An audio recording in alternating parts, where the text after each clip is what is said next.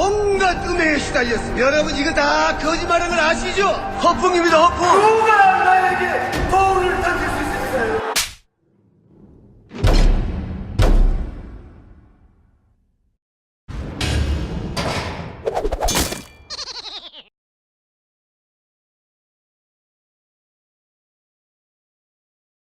자, 시작하겠습니다. 각하 배웅방송.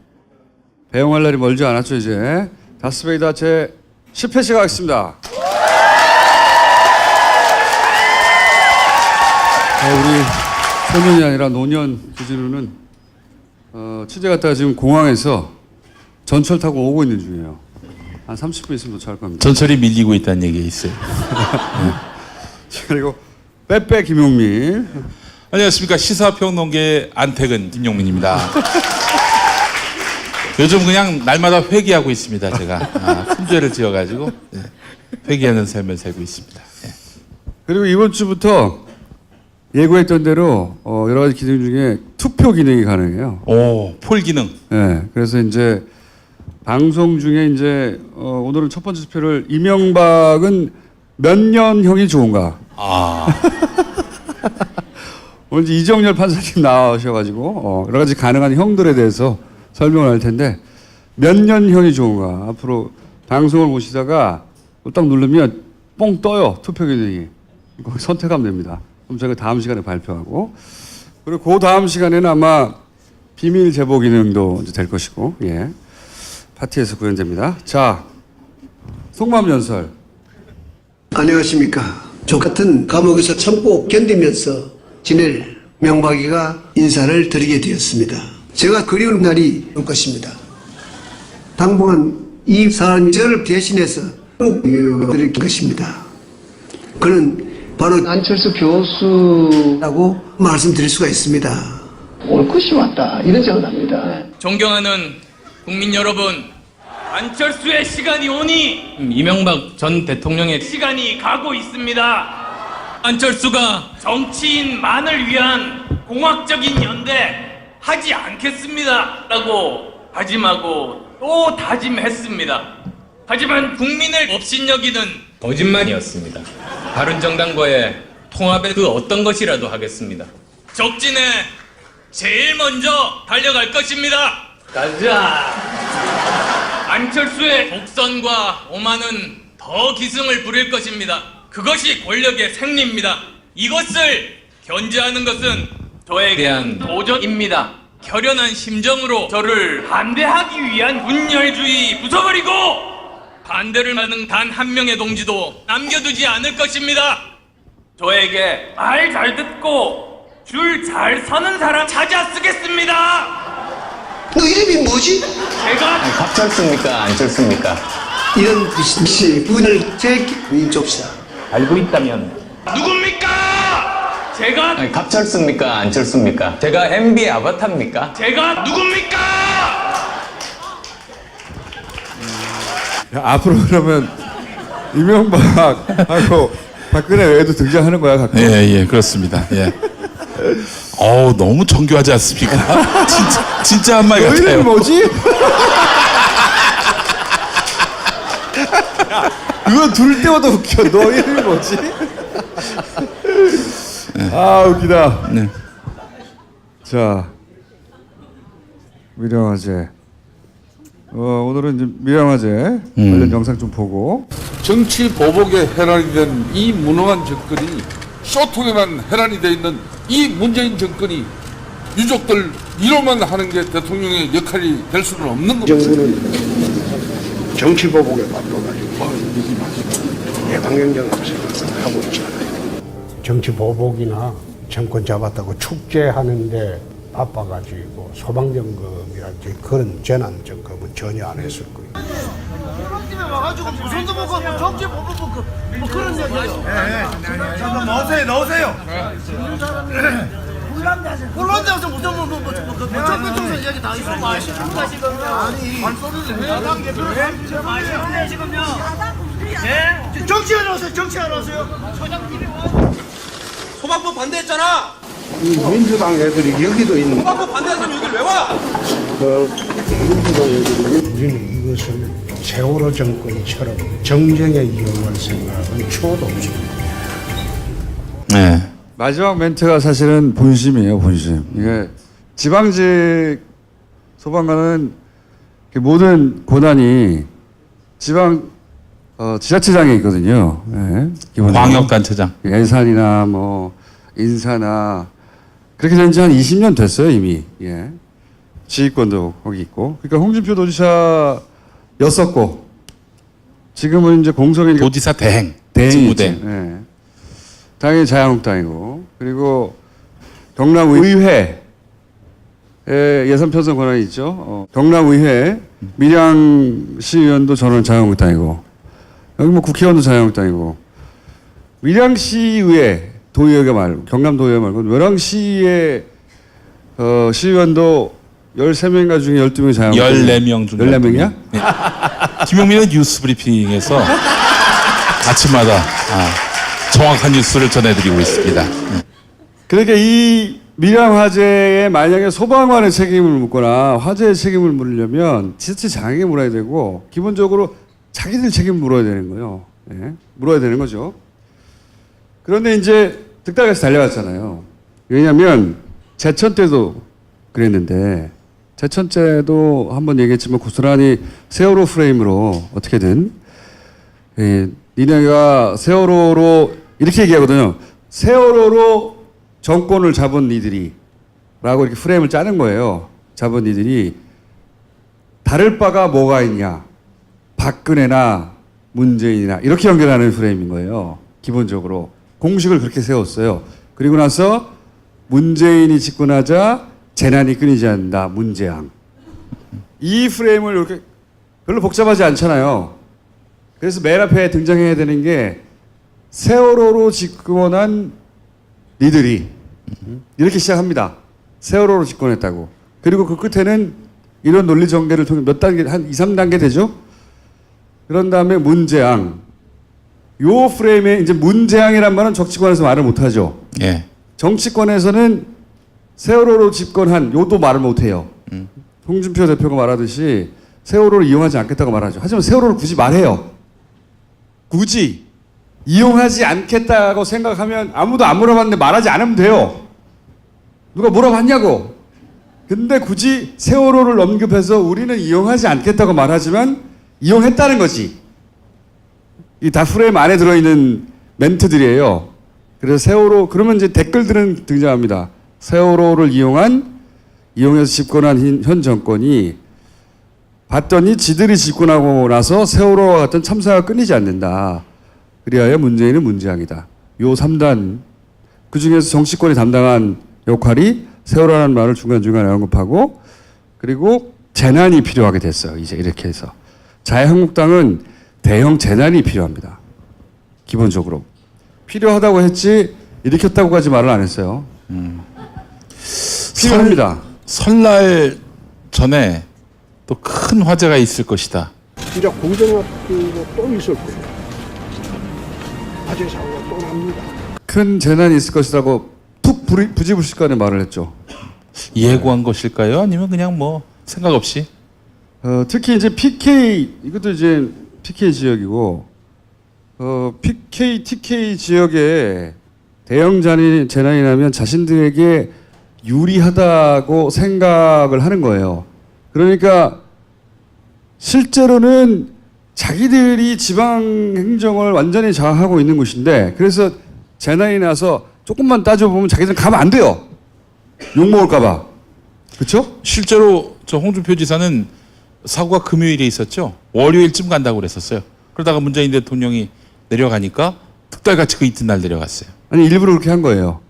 그 대신에 이제 원내대표가 먼저 내려갔죠. 먼저 내려가서 판을 깔고 그리고 재앙이 끊어지지 않는다. 댓글 요새 보시면 관련 댓글들은 다 재앙이 끊어지지 않는다. 문재앙이다.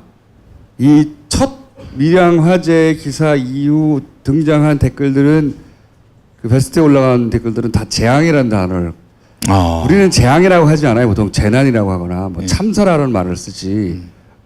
근데 문재앙이라고 하는 단어로 뿌리고 있거든요. 그래서 재앙이라고 합니다. 재앙. 재앙이라는 당자가 등장하는 댓글들은 그렇게 프레임을 짜고 들어오는 애들이에요. 보세요. 아, 이거 댓글 이상하다 싶으면 이런 참사는 재앙이라고 부르고 그 어딘가에 문재앙이 등장합니다. 문재앙 1일 1사고. 이게 프레임이에요. 뭐 이런 것도 나오잖아요. 실제로 문재앙이 등장하기도 하고요. 댓글에 문재앙. 네. 재앙은 마법이 아닙니다. 재앙이 그려지려는 거야. 1일 1재앙. 재앙이 그려지려네요. 재앙. 댓글 알바들의 가장 끝에 있는 이 전체 프레임의 가장 끝에서 여론을 만들기 위해서 공정하는 댓글 공작 원들의 예. 사용 단어예요. 이게 재앙. 그런데 사실은 대구에서도 병원에서 화재가 났어요. 제가 말씀드렸죠. TK, PK에서 대형 재난이 필요하다고 얘네는. 불이 났는데 사람이 안 죽었어요. 인명사고가 안 났어요. 그래서 묻혔지만 만약에 여기 인명사고가 났잖아요. 연타로 똑같이 다뤘을 겁니다. 게다가 연타로 폭격했을 거예요. 봐라 하면서. 그 다음날 바로 재앙이 필요하다고 했잖아요. PK, TK 지역에. 필요하다고 했지 만들었다고는 안 했어요. 네. 그리고 현재까지 사실은 밀양도 반화 원인에 대한 얘기가 없잖아요. 반화 원인이 제대로 안 나올 거라고 봅니다. 저는. 아니 이상해요. 아 그렇지 않습니까, 여러분? 좀 이상하다는 느낌 받으셨죠? 너무 많이 나가지 돼. 마. 예. 원인 규명이 안 돼 있어 어떻게? 너무 많이 나가지 말고. 너무- 어쨌든 한 1m만 더 나가면 안 될까요? 예? 1m만. 1m? 예. 1mm만 더 나가라. 이 씨부랄. 자, 어쨌든 화재가 나서 인명 피해가 나면 자신들에게 큰 도움이 되겠다고 생각하던 차에 우연히 큰 화재가 나자 즉시 출동해서 이제 이런 프레임을 확 풀어댄 거죠. 그리고 댓글 알바들은 당연히 출동했어요. 그래서 문장 하고 있습니다. 문장 프레임.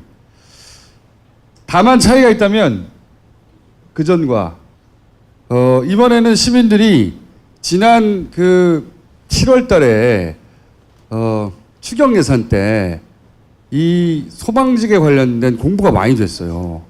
아, 이게 국가직이어야 하는데 지방직이었구나. 그다음에 인원이 부족하구나. 근데 야당이 졸라 반대하는구나. 나쁜 새끼들이다. 이런 이미지가 있거든요. 그래서 이번에는 자유한국당에 가는 때마다 사람들이 튀어나와서 니네 반대잖아. 그래서 상쇄돼 버렸어요. 사실은 상쇄됐고 이렇게 이 프레임을 깬 거는 언론들은 이걸 못합니다. 비겁하기 때문에. 언론들은 만약에 저 사람들이 등장해서 화면마다 중간에 나와가지고 니들이 그랬잖아.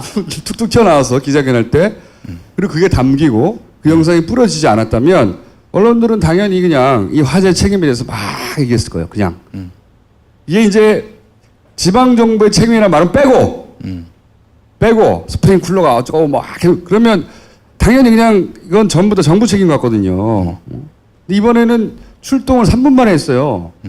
대단히 빠른 속도로 출동을 했고 사실 스프링쿨러 프레임도 정확하게 옳지는 않아요. 스프링쿨러는 화재를 예방하는 게 아니에요. 화재를 예방하는 게 아니라고. 스프링클러는 화재가 나서 그게 불이 닿아서 거기 녹아서 터지는 거거든요. 근데 여기는 불이 나자마자 3분 만에 출동했는데도 불 그 자체가 아니라 가스로 죽은 거잖아요. 스프링클러가 잘못했다고 하는 것도 프레임이 잘못된 거예요. 정확한 기본적으로는 이 화재의 사망 원인과 상관없는 프레임이거든요. 근데 어쨌든 언론은 그런 거 하고 있었을 거예요. 그러면서 포괄적으로는 정부가 포괄적인 책임, 도의적인 책임, 상징적인 책임이 있는 건 맞아요. 모든 재난에. 하지만 이 케이스는 그 이전에 그러면 경남도는 뭐 했냐고 해야 되는 거거든요. 그 얘기를 안 했을 거예요. 그런데 사람들이 튀어나와가지고 이런 얘기를 하고 이 동영상이 맞아 하면서 퍼져나가고 막 포털에서 퍼지고 하니까 여의치가 않거든요. 더 이상 얘기를 안 하잖아.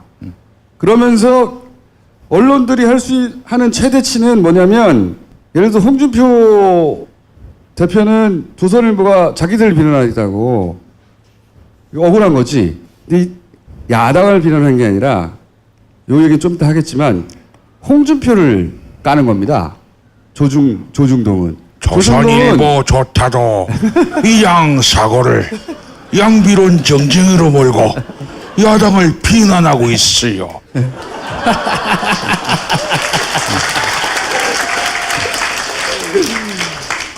홍준표 대표는 아직 몰라요. 뭘 모르냐?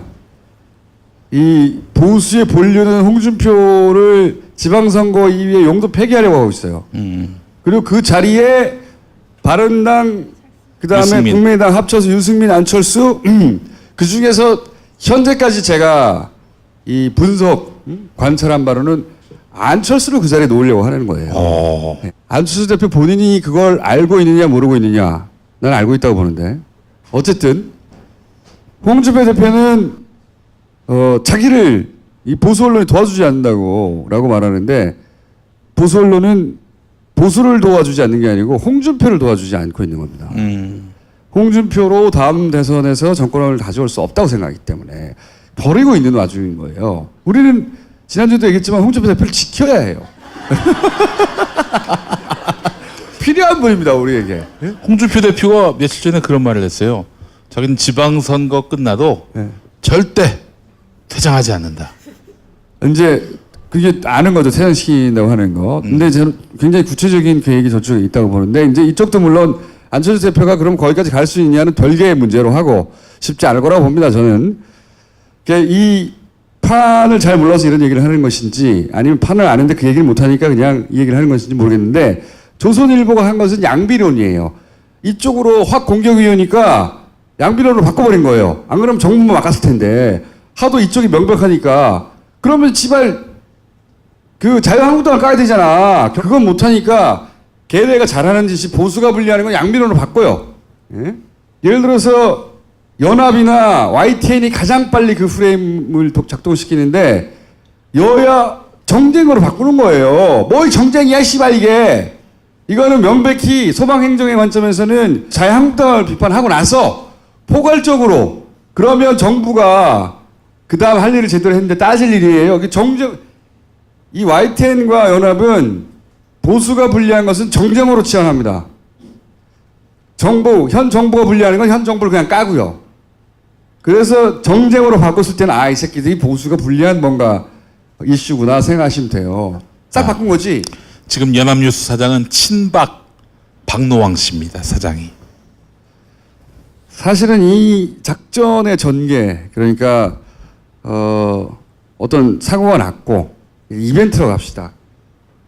꼭 사고가 아닐 수도 있으니까 어떤 이벤트가 발생을 해요.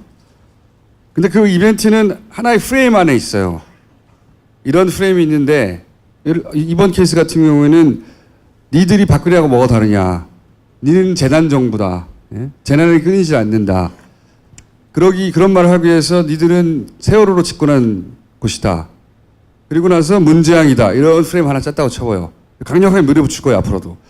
굉장히 전형적인 국정원 스타일이거든요. 프레임 하나 딱 짜요. 그런 다음에 그 프레임에 필요한 이벤트를 발생시켜요. 그런 다음에 정치권이 출동해요. 정치권이 이제 큰 틀에서, 왜냐면 정치권이 말을 해야 언론에서 큰 틀에 보도를 해주니까 메인 뉴스가 걸릴 거 아니에요. 8시 뉴스든 신문기사가 날 거 아니에요. 그거 나면은 그 다음에 포털을 통해서 걸릴 거 아니에요. 그래야 댓글 부대가 출동하죠. 그리고 포털에서 계속 그게 돌아가고. 이건 전형적인 국정원이 이 오퍼레이션 하던 방식이에요. 지난 9년 동안. 기본적으로. 굉장히 검증된 방식입니다. 그리고. 항상 이렇게 해서 효과의 정도는 달랐지만 성공할 때도 있고 재미를 못 볼 때도 있었고 이번엔 재미를 못 봤죠. 이런 거 관찰해서 잡아내기는 전문이거든. 옛날부터. 낙검수 시절부터. 누가 하는지는 모르겠어요. 난. 왜냐면 문재인 정부의 국정원이 이거를 대놓고 해서 문재인 정부에게 불리하게 한다? 상상할 수 없잖아요. 그러면 국정원 내에 살아남은 한쪽 구석에서 몰래 이걸 하고 있느냐?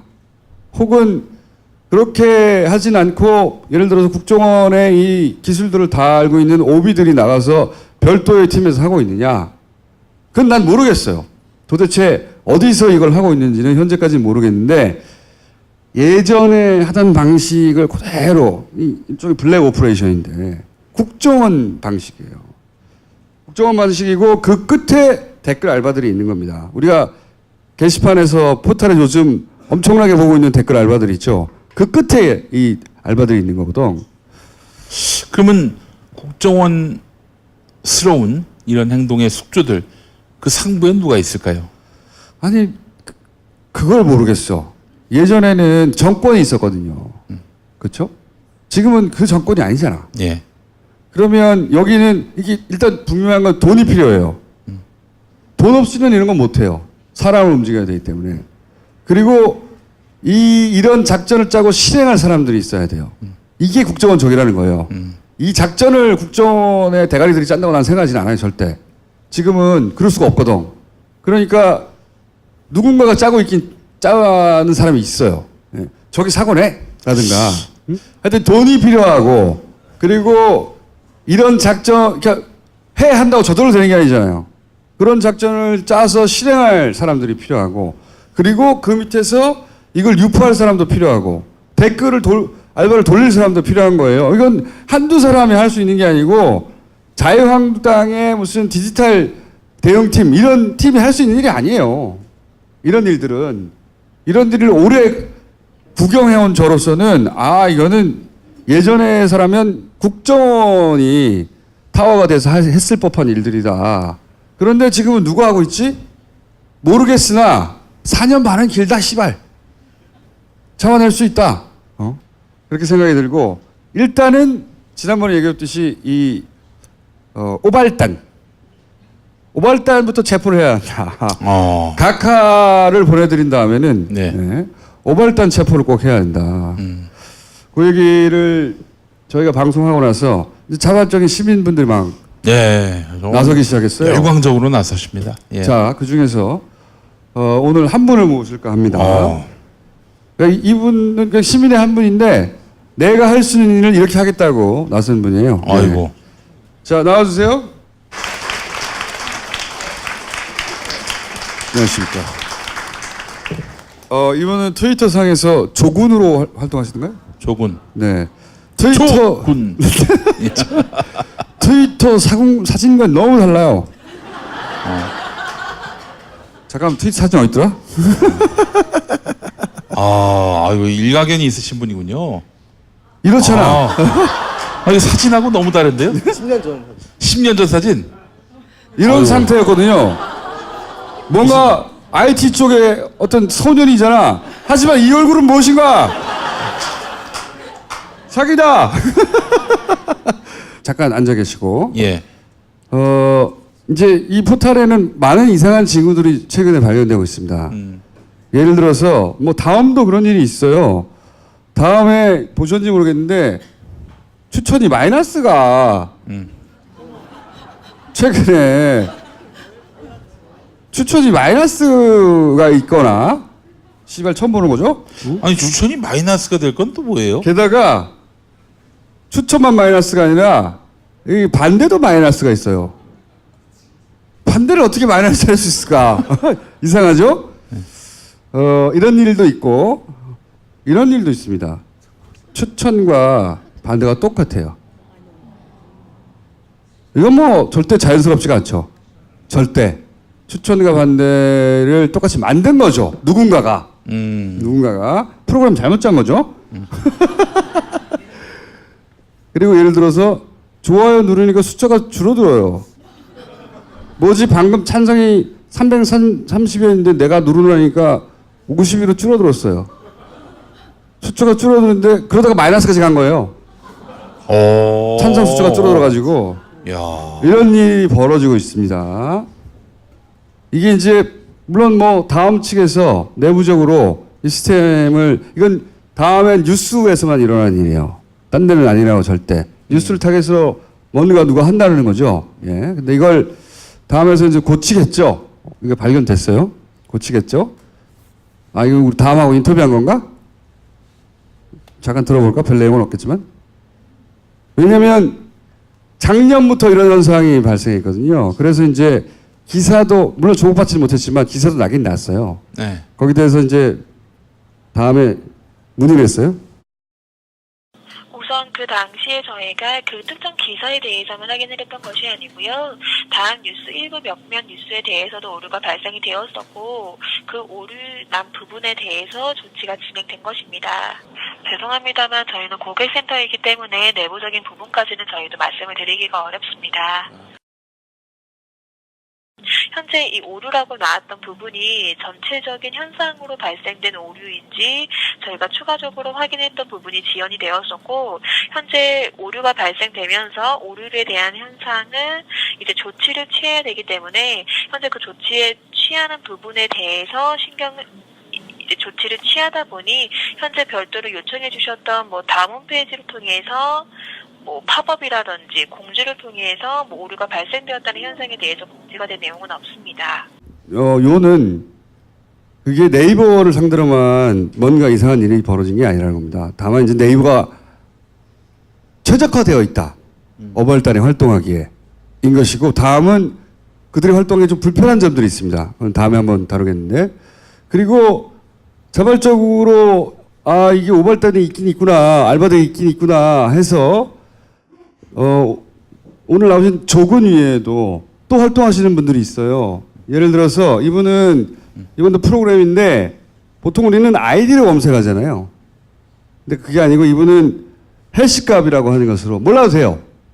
어쨌든 어떤 정보값을 끄집어내서 그 정보값이 같은 사람, 아이디는 달라도 그 해시값은 동일할 수가 있어요. 이분은 뭐 그래서 시사평론가 정도가 아니라 만사평론가네요. 온갖 군데 다. 그래서 이제 네이버 댓글 사용자 순위를 해시값 기준으로 쭉 정리를 해가지고 그 사람들이 무슨 글을 올려나 봤더니 명불허전 쇼통, 종북적발 5천만, 졸라게 많아. 똑같은 글이에요? 똑같은 글인데 중요한 것은 똑같은 내용을 한 기사만 올리는 게 아니라 댓글 내용이구나. 똑같은 내용을 한 기사에만 다는 게 아니에요. 다른 사람의 댓글에 대댓글로도 달아요. 그렇지만 그렇게만 하는 것도 아니고 다른 기사에도 똑같은 글을 답니다. 몇천 건씩. 개대중 뇌무연. 시발놈. 근데 또 같은 댓글을 다른 기사에 달기도 하지만 하나의 아이디로 여러 기사에 같은 댓글을 등록하기도 하고, 여러 개의 아이디로 여러 개 왔어? 예. 비행기에서 바로 내린 상태입니다 지금. 예. 인사해 시발. 안녕하세요. 주진우 기자입니다. 듣고 있어봐. 잠깐만. 정신 차리고 있어. 지금 비행기에서 방금 미국에서 돌아왔어요. 예. 듣고 있다 보면 무슨 말할 찬스가 올 거야. 아까는 방금 말씀드린 건 하나의 아이디로 똑같은 내용을 여러 기사에 단다고 그랬잖아요. 보통은 우리는 그렇게 하지 않아요. 일반. 기사마다 내용이 다르잖아. 그리고 사람마다 댓글을 쓰면 그 댓글에 내가 대응할 방법이 다르잖아. 내용을 읽어보고. 얘는 그게 없어요. 무슨 내용인지가 상관이 없어요. 게다가 여러 개의 아이디로 여러 개의 기사에 같은 댓글을 계속 등록해. 이게 제가 그 뉴스공장에서 얘기했던 5월 달의 특징입니다. 똑같은 내용을 여러 곳에다가 계속 갖다 붙이기를 하고 있는 거예요. 그런데 그걸 하려고 카피 페이스트를 하다가 5월 달에 옵션 열기라는 단어가 띵 튀어나온 거예요. 그걸 내가 날카롭게 잡아낸 거야. 이 새끼 알바구나. 근데 이 새끼가 알바인데 단순 알바가 아니라 이게 프로그램을 돌리고 있는 것 같다. 사람이 물론 저렇게 할 수도 있어요. 사람이 할 수도 있는데 이 정도 반복이면 프로그램을 하는 게 아닐까? 매크로 같은 걸 돌리는 게 아닐까? 이런 의혹도 있습니다. 자, 이거는 다른 분이 정리를 한 것이고, 이건 이미 벌어진 일을 가지고 정리하는 중이에요. 이분은. 자, 오늘 완전 얼굴이 다른 조구는 완전 얼굴이 다른 조 아저씨라고 합시다. 이제 조군 아니고 조 아저씨는 이건 과거고 앞으로 계속 벌어지면 어떡하냐 이거야. 제가 지난 시간에도 말씀드렸지만 얘들이 믿고 있는 거는 순간은 기록할 수 없을 것이다 이거거든. 순간. 야, 그 1초 사이에 벌어진 일을 누군가가 촬영할 수도 있지만 어떻게 다 촬영해? 불가능해. 라고 생각할 때 조 아저씨가 등장한 거예요. 내가 다 기록해 주마.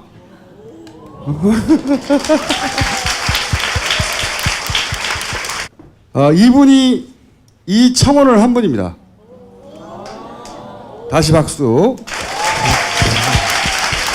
지금 청원한 숫자가 지금 어느 정도 됩니까? 지금 그 7만 7,000명 정도. 요 참여했습니다. 방송 나와 쭉 올라갈 거예요. 네네. 올라가는데 이분도 청원을 했고 본인이 청원만 할 게 아니라 내가 프로그램을 아니까 직접 어떻게 해보자. 근데 이제 보니까 이분이 이제 다스베이더 같은 나쁜 방송을 보시는 것 같아요. 순간을 기록할 수 없다. 내가 해줄게 해서 프로그램을 짜기 시작했어요. 설명해 주세요. 여기서부터. 네, 일단 그 지금 화면에 보이는 게 그 일반 그 회원 가입할 때 이럴 때 보통 많이 보시는 그런 화면일 겁니다. 그렇죠. 네. 로봇가 하게 못하게 사람이 이제 입력을 그렇죠. 해요. 예, 예. 요거는 저 현재 보이는 이 화면은 네이버에서 그 접기 요청을 누를 때 여러 번 누르면 이게 뜨거든요. 네. 요게 그 캡처라는 보안 장치입니다. 네. 그러니까 그 짧은 시간 안에 그 비정상적인 접근이 감지되거나 네. 아니면은 그 동일한 패턴의 여러 번의 공격이 발생할 때 네가 사람이냐 아니면 로봇이냐 물어보는 그런 그렇죠. 보스 거거든요. 활동하지 못하게 하는. 예, 예, 예. 네. 이게 이제 네이버 측에서의 안전장치죠. 그렇죠, 맞습니다. 요게 네이버에 있는데 요거는 네이버 정도 규모의 사이트는 흔하게 사용되는 보안 장치군요. 근데 요거는 이해가 되는데 지금 그 댓글이 저번 주에 동영상에서 보셨듯이 굉장히 빠르게 올라가잖아요. 순식간에 싹 올라가잖아요. 네. 그 정도의 접근에 왜 이런 보안 장치가 작동하지 않는가? 그렇죠. 아, 이게 네이버가. 예, 그렇습니다. 이게 이제 저 아저씨가 앞으로 저 아저씨를 바꿔주세요. 조군이라고 부르기에는 어렵네요. 이분이 조군이시구나. 저 아저씨야! 보통 18살 때까지 양이나 군으로 불리고 아니 사진도 군처럼 보여요. 나는 깜짝 놀라서 만나고 나서 아니 아버지가 오신 것 같아 저분에. 보호자께서. 아드님 어디냐고. 자, 이 장치가 왜 작동 안 하느냐 전문가로서 이제 딱 이상하신 거죠. 예, 그래서 그러니까 저 같은 경우는 처음에 그 외부에서 뭔가 작동을 한 게 저 있나 마이크 잡는 손을 보라. 그 외부에서 뭔가 접근하는 게 있는지만 의심을 했었는데 요걸 계기로 이제 내부에도 뭔가 있지 않을까라는 그렇죠. 의심을 하게 된 겁니다. 제가 항상 얘기하지만 네이버가 적극적으로 이들을 부리거나 고용하거나 하진 않아도 네이버의 협조, 방조, 묵인 또는 기타 등등 없이는 이런 활동이 불가능하다. 네이버가 이들이 활동하기에 최적화되어 있다. 라고 의심하고 있습니다. 예, 맞습니다. 자, 그래서 여기서 출발한 거예요. 다스베이더도 보고 청원도 하고 하다가 전문가로서 이게 왜 작동 안 하지? 혹시 네이버가 당하는 피해자 이게만 하지 않은 건 아닐까? 그죠? 예, 맞습니다. 네, 그 그래서- 저번에 그 네이버에서 분당서에 수사를 의뢰했다는 예. 그게 제가 생각하기에는 면죄부를 받으려고 그렇죠. 한 게 아닌가. 네. 아유, 의심이 많아. 아주 마음에 들어. 그래서 이제 그 이후로 이제 이제 본인의 뭐, 전문 능력을 발휘해가지고. 예. 내가 할 수 있는 것 중에 뭐 할 수 있는 게 없나 찾다가 이제 시작을 한 게 된 거고요. 그 화면에 보이는 요 이미지는 네이버 모바일 메인에 보여진 화면인데요. 예. 저 네모칸 빨간색 네모칸 안에 영역이 가장 많이 노출되는 부분이고 그렇죠. 사용자한테. 네. 그래서 이 부분에 올라오는 기사 그리고 그 조작으로 의심되는 작업이 가장 활발한 시각이 새벽이라고 알고 있거든요. 그렇죠. 예. 그래서 일단은 시범 삼아서 5시에서 6시 사이에 요 기사에 대한 댓글들을 예. 1초마다 한 번씩 수집을 해보자. 그래, 순간을 기록하는 거야. 이것부터 필요해. 5시에서 6시가 왜 중요하냐면 그때 이제 만들어 놓고. 만들어 놓으면 출근 시간에 메인 기사에 올라가죠. 그래가지고 뭘 하기 시작했어요? 그래서 이게 그 수집된 결과 일부분인데요. 네. 요 화면이 그 메인에 노출된 그 기사들 제목하고 링크 그리고 오른쪽에 있는 게 그 수집된 시간을 기록해 놓은 거고요. 그 다음 사진을 보여주시면 여기 기사에 달린 그 댓글들입니다. 이거 그때 어떻게 댓글. 수집을 하신 거예요, 그걸? 야, 프로그램에 하는 거지, 씨발. 손으로 받아 적고 있겠냐, 이거? 1초마다? 그래서 이제, 물론 이거 앞으로 발전해 나가겠지만, 초단위로 이제 하기 시작한 거예요. 예, 맞습니다. 초단위로. 이게 점점점 발전해 정교해지겠죠. 신기하게 그때는 문준용이 제일 많네요. 자, 그렇게 해서, 댓글 내용이 준용아? 문준용? 네. 낙하산 기사였구나 이거는. 네. 야 하나같이 다 이런 예. 댓글만 올라와. 이런 댓글이 많더라고요 그 시간대. 네. 그 시간에는 특별히 무조건 반정부예요. 무조건. 그러니까 무조건 반정부. 문재인 까는 거예요. 무조건. 예. 그 시간대에는 북한 빨갱이, 빨갱이, 기레기, 문준용, 문구라, 씨발. 이건 아마 이 기사 내용이 채용비리, 채용비리 취준생 허탈. 20, 30대 타겟으로 한 기사거든요. 이게. 공공기관 채용비리는 전 정권에서 있었던 일인데 네. 그때 무조건 그 기사를 메인에 올려놓으면 일단 문준용을 때리는 걸로 네. 딱 짜져 있는 거지. 네. 그럼 새벽에 막 때리는 거야. 20, 30대용이야 이게 항상. 그 기사의 내용에 따라 타겟 프레임 딱 다르거든요. 예? 그래서 모으기 시작했고 이건 우리 못 알아듣는 화면인데? 요거는 뺐어야 되는데 제가 네. 자랑하려고? 요거는 나는 이거 분석을 뺄수 해서 있다. 작업을 한 그래가지고. 거거든요. 자 이렇게 해서 지금 일부만 보여드린 거고요. 이제 막 돌리기 시작했어요. 막 돌리기 시작했으니까 충분한 데이터는 쌓이지 않았어요. 제가 궁금한 것은 그렇게 1차로 한번 돌려봤어요. 그랬더니 프로그래머의 눈에 야 이거 진짜 이상하네 라고 하는 이런 댓글 말고 이런 댓글도 그냥 그래 지금 정부에 대한 비판 여론이 너무 높기 때문에 새벽에 다 기어나와가지고 애들이 댓글을 달았을 수도 있어. 이렇게 생각할 수 있잖아요. 우리가 모르는 세계에 있을 수도 있어요. 응? 새벽 5시부터 6시 사이에는 문재인을 싫어하는 사람이 다 일어나는 시간이야. 어? 그럴 수도 있잖아. 그런데 혹시 그런 이 정서적인 혹은 뭐 그냥 머릿속에서의 추론 말고 결과치를 분석했을 때 이상한 점들이 있습니까? 지금 현재 수집된 데이터에서 조작으로 의심되는 정황이 발견되긴 했습니다. 아 그래요? 예.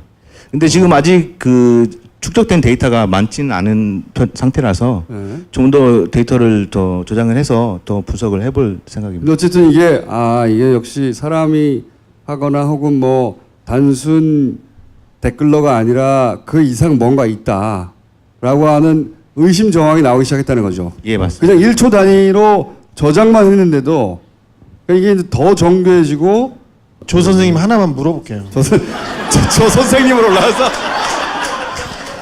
저기 네 번째 문준용 저 댓글을 달았어요. 저 시간에 달았는데 지금 추천수가 이 댓글에 대한 추천수인 거죠? 예, 맞습니다. 그러니까 그 시간대에 상위에 노출된 댓글들은 네. 그러니까 이 댓글이 상위에 노출된 20개의 댓글들을 뽑아오는 거거든요. 저게 상위로 올라와 있다는 내용입니다. 문준용 이렇게 한마디만 해도 저렇게 댓글 예. 문준용 추천이. 한마디 했더니 추천이 1,500개야. 문준용 뭐? 이게 말이 돼요? 문준용 했더니 씨발 추천이 1,500개야. 준용아 또 1,500개야. 준용아 1,500개. 심지어 문땡땡인데도 불구하고. 문땡땡은 1,173개. 이게 말이 안 되는 거거든요. 예, 말이 안 되는 거고 그 시간대에 활동하는 거예요. 활동하는 건데 이게 이제 개인이 할 수 없는 일이고 사람의 노력으로는 한계가 있고 이런 전문가들이 나서야 하고 그러니까 경찰이 예를 들어 이렇게 봅시다. 우리가 기계라고 생각했는데 RP를 봤더니 다 3,000명이 추천을 했는데 RP가 다 달라. 그럼 3,000명이 각각 했구나 이렇게 생각할 수도 있지만 가상 IP를 돌릴 수도 있는 거야 매번. 네, 맞습니다. VPN을 통해서. 얼마든지 IP가 각각 다르다는 것만으로 확인할 수가 없어요. 그러면 그 IP의 실제 주인이 누군지 3,000명을 어떻게 다 조사해! 조사하라고 그거 3,000명 하나하나 조사해가지고 실제하는 인물인지 다 확인해야 한다. 다 확인해서 끝까지 가가지고 그 끝에 있는 놈까지 다 찾아내야 된다. 자, 우리 네이버도 지난 시간에 말했지만 네이버 전체 회사를 말하는 게 아니에요. 이 뉴스와 댓글 시스템 이와 관련해서 그 대중의 여론에 영향을 미치는 뉴스 편집, 배치 혹은 댓글의 관리 이것과 관련해서 아주 극소수가 누군가에 의해서 지시받거나 혹은 있다 뭔가. 아니 그걸 어떻게 공적으로 관리할 수 있게 하는 방법은 없을까요? 아니 이게 회사잖아. 회사를 공적으로 들어가서 관리할 수 없어요. 거기에 어려움이 있는 거예요. 아니 이게 그 회사가 보통 회사가 아니라 이렇게 엄청난 그렇지만 회사잖아. 니네 회사가 크다고 삼성전자의 사장실에 공정위 직원들이 가서 근무할 수 없어요. 어려움이 있어요. 그렇지만 거꾸로 그렇기 때문에 더더욱 국정원 같은 데서는 들어가기가 좋아요. 지난 정권까지는 분명히 관리한 게 분명합니다. 삼성도 네이버를 관리했고 국정원도 관리했고 관리한 건 분명합니다. 그때 수준처럼 국정원이 다이렉트로 관리를 하는지 안 하는지는 모르겠으나 누군가 말씀드렸잖아. 상주한다. 예. 누군가 상주하지 않고 이럴 수 없다. 자, 이게 반복됐으니 그만하고 지금 보여주시려고 하는 것은 댓글 수집하는 걸 직접 시연해 프로그램이 주신다고. 작동하는 예. 것을 시연해서 보여주시겠다고. 그리고 주의하셔야 될 게 이 오프라인에 꼭 저장하시고 본인 PC에 해킹 주의하시고. 그렇지. 여러분들 블록체인을 이용해서 분산 저장하시고 비트코인을 숨기시거나. 신호 없대는데? 벌써 해킹 당한 거야? 그 일단 아까 어떤 분처럼 이 기능을 못 믿는 분들을 위해서 한번 그 수집하는 영상을 지금 테스트로 이제 오픈했었거든요, 이거를. 예. 그래서 요 수집하는 되는 그 영상을 보여드리겠습니다. 그 지금 메인에서 지금 아무 댓글이나 보자 그러면 들어온 거거든요. 예. 요 링크를 복사한 다음에 기사 링크. 네. 풀링 시작을 하면 뭐 댓글을 좀 시간 지나면서 댓글을 지금 수집하고 있는 겁니다.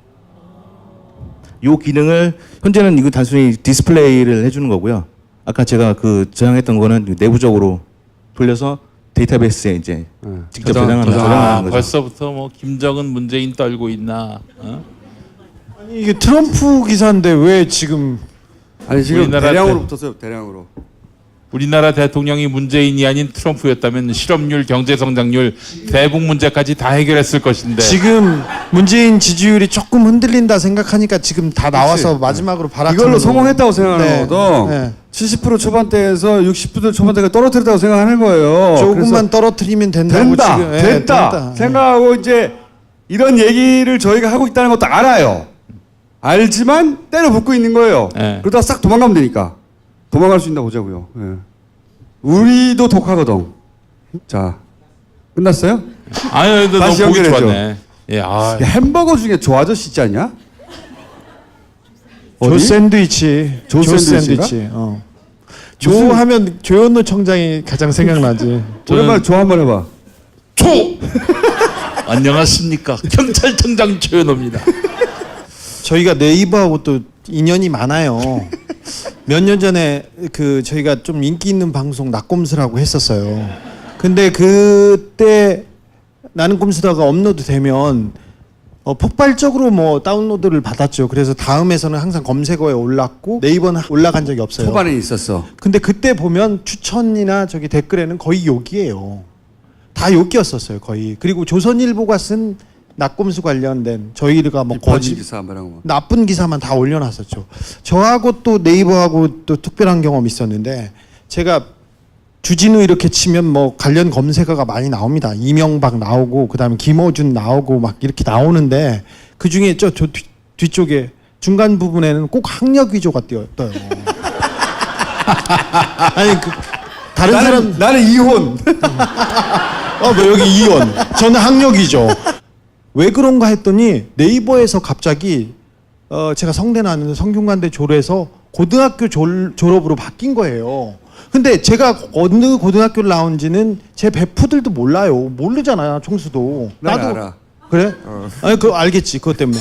나는 총수가 고등학교 어디 나온지 모르거든. 용민이도 그렇게 가까운 사람. 누가 관심 있어 그런 거야, 씨발. 그렇죠. 근데 고등학교로 바뀌어놨어요.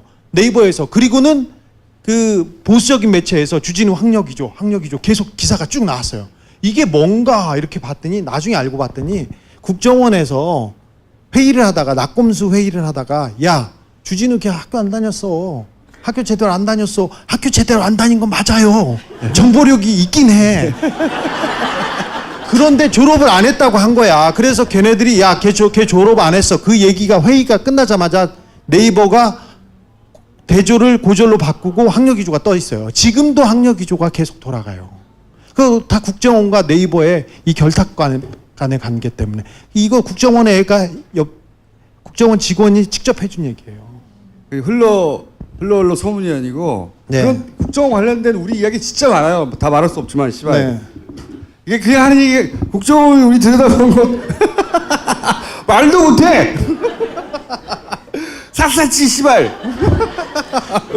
우리를 빨아먹고 다녔어 완전히. 아니 총수가 모르는 총수의 이혼 스토리가 막 떠돌아다니고 있어요. 이거 웃으라고 하는 얘기지만 한때 내 자식 딸이었냐 아들이었냐. 딸인지 아들인지도 막 돌아다녔고. 아, 딸이었어 딸. 너무 반가웠어. 너 있으면 만나고 싶어. 그래서 국정원에서 하도 그런 얘기를 계속 만들고 공작하고 그래가지고 김어준이 5년 전엔 항상 저한테 너가 살아남을 수 있는 방법, 우리는 죽을 수밖에 없는데 살아남을 수 있는 방법은 하나밖에 없다. 이혼해라. 누군가 데리고 와서 운다. 여자가 데리고 와서 울면 우리는 끝장이다. 아니 그런 시도도 몇 번 있어요. 주진우 막. 씨발. 나 무서워 진짜. 종북 세력하고 뭐 동거한다 이런 얘기도 있었어요. 뭐. 종북 세력, 야 그냥 동거도 아니고 종북 간첩과 동거 뭐 이런 거 있잖아. 동거까지 나온다. 알고 봤더니 이것은 간첩이었어. 뭐 이렇게 이게 원래 국정원의 작전의 특징은 1단계로 끝나지 않습니다. 땅땅땅 이게 물론 뭐 이렇게 학력 위주 이런 거 가지고 끝나는 경우도 있긴 하지만 학력 위주 그럼 기사네 그러면 포탈 그다음에 검색어 요 정도 단계에 끝나는 것도 있지만 이렇게 다단계로 쫙 1단계, 2단계, 3단계, 4단계 나가고 있거든요. 예를 들어서 동고. 동고 막 나와. 근데 알고 보니 조총련. 조총련. 근데 알고 보니 간첩. 그렇죠. 저희가 뭐 이런 거. 낙검수가 와세다대 특강 간 적이 있었어요. 일본에 왔는데 일본에는 많은 사람들이 왔을 거 아니에요. 그때도 한 2,000명 정도 모였는데 저희하고 그쪽하고 엮으려고 계속 또. 그치. 우리가 조총련계에 접촉하여 뭐 간첩 자금을 받았다느니 항당 무게가 짝이 없지만 그냥 낙검수가 간첩과 내통 이러면 안 믿잖아요. 절대. 그 스토리를 만드는 거예요. 그 중에서 이제 그럴듯하게 예를 들어서 주진우가 뭐 팬하고 와가지고 카페 술을 뭐 맥주 한잔 마셨어. 아니 그런 얘기 하지 마. 아니야. 예를 들어 그런 얘기 제일 싫은 게 국정원에서 동거설 얘기했어. 중년의 아줌마와 파마한 아줌마와 덩치가 컸대. 김어준하고 나하고 들어가는 걸 보고 뒷모습 보고 더러워 죽겠어요 제가. 그런 적도 있긴 있었지. 더럽게. 중년의 여성과 수염난 아줌마하고. 아니 뒷모습이 등치가 크고 파마를 한 중년의 여성. 뒤로 돌아봐. 근데 이렇게 웃고 넘길 수 없는 심각한 작전들도 있었어요. 그땐 저희 정말 벌벌 떨었었어요. 예. 정말 무서워서 지금도 무서워. 하여튼 여러분들이 요건 재밌는 케이스고 야 씨발 이거 진짜 그런 일도 있었구나 하는 상상을 초월한 그걸 다 살아남았어 우리가 이렇게 7년 동안 쫓기다가 지금은 저희가 쫓고 있습니다. 자. 끝이 다 보입니다. 다 됐습니다. 네. 저 아저씨? 예. 자, 지금은 이제 개인적으로 하고 계시고 저희가 이제 각하 보내드리면 센터를 만들 거거든요. 센터를 만들어서 이제 이 전 분야의 전문가들과 함께 잡아서 조질 생각입니다. 잡아서 조질 생각이고 저희가 또 단군 일에 가장 보내기 힘든 사람이 각하예요. 사실. 각하인데 우리가 한 10년 걸려서 각하를 보내야 되잖아요. 네. 5년이면 보낼 수 있습니다. 충분히. 언제까지 빠져나갈 수 있나 보죠. 앞으로 개인적으로 계속 이분은 준비해 갈 것이고 저희도 일정한 시점이 되면 도대체 이분들을 어떻게 서포트할 것인가. 그냥 개인의 열정으로 하는 거예요. 어디 돈 받는 데 있어요? 좀 줬으면 좋겠습니다. 일단 혼자서 하고 있어요. 하고 있고 어떻게 서포트할 것인가. 어떻게 시스템적으로 백업해 줄 것인가. 이분들의 노력이 어떻게 보상받도록 할 것인가. 이제 연구하고 이런 분들이 점점 더 많아지고 이게 누가 한 군데서 개인적으로 할 수 있는 일이 아니거든요. 절대. 그리고 많은 종류의 많은 분야의 전문가들이 필요해요. 그렇다고 그분들 회사를 세워서 모아서 할 수 없잖아요. 그러니까 다 개별화되어 있지만 그 노력이 한 군데 잘 모일 수 있도록 저희가 짜보겠습니다. 자, 조 아저씨. 왜 이렇게 달라요? 이 사진 사진 교체해 주세요. 10년 전 사진입니다. 10년 전. 자, 들어가 주세요 이제. 수고하셨습니다. 감사합니다. 감사합니다. 이런 분도 있어요. 적었네요. 본인이 할 수 있는 게 아이고, 없으니까 정말. 손으로 박수, 아이디어를 박수. 줬는 거예요. 손으로. 박수. 와, 대단하지 않습니까? 이거를 하도 답답하니까 이 본인이 적고 있는 거예요. 이렇게 이 새끼들 다 잡아야 된다고. 얘네들을 잡아야 된다고. 개인 아이디. 이게 본인이 보기엔 아무리 봐도 얘는 댓글 알바라고 생각하는 컴퓨터 전문가 아님에도 불구하고 이거 어떡하지? 신고할 데가 없잖아요. 그러니까 이제 답답하니까 본인이 표를 그려서 적기 시작한 거예요. 댓글 알바들의 논리 최적화되어 있다고. 최적화되어 있어 여기. 이제 그 얘기 이제 다음 점점 하기로 하고.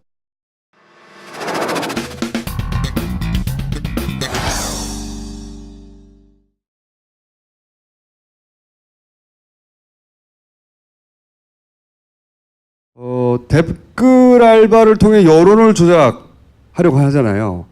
그러니까 사람들이 댓글 이렇게 많이 달고 알바들이 투입돼가지고 막 그 추천수를 많이 누르고 이쪽만 생각하는데 그게 다가 아니에요. 얘네들하고 싸우는 사람들이 있잖아요. 또 생각해보면 이쪽 논리를 전파하거나 이쪽에서 글을 잘 써서 많은 사람들이 읽거나 온라인상에서 나름 유명한 글쟁이나 또는 커뮤니티 이용자가 있을 거 아닙니까? 얘들도 막아야 되잖아요. 정반대의 논리를 전개하는 이른바 진보. 인기 있는 글쟁이들. 얘네들은 어떻게 처리할 것인가. 이것도 작전이 따로 있어요. 그중에 이번에 처음으로 드러난 게 레드펜 작전이라는 거예요. 사이버사에서. 이 사안을 취재한 밉상 하영 기자를 잠깐 부르겠습니다. 어서 오세요. 반갑습니다.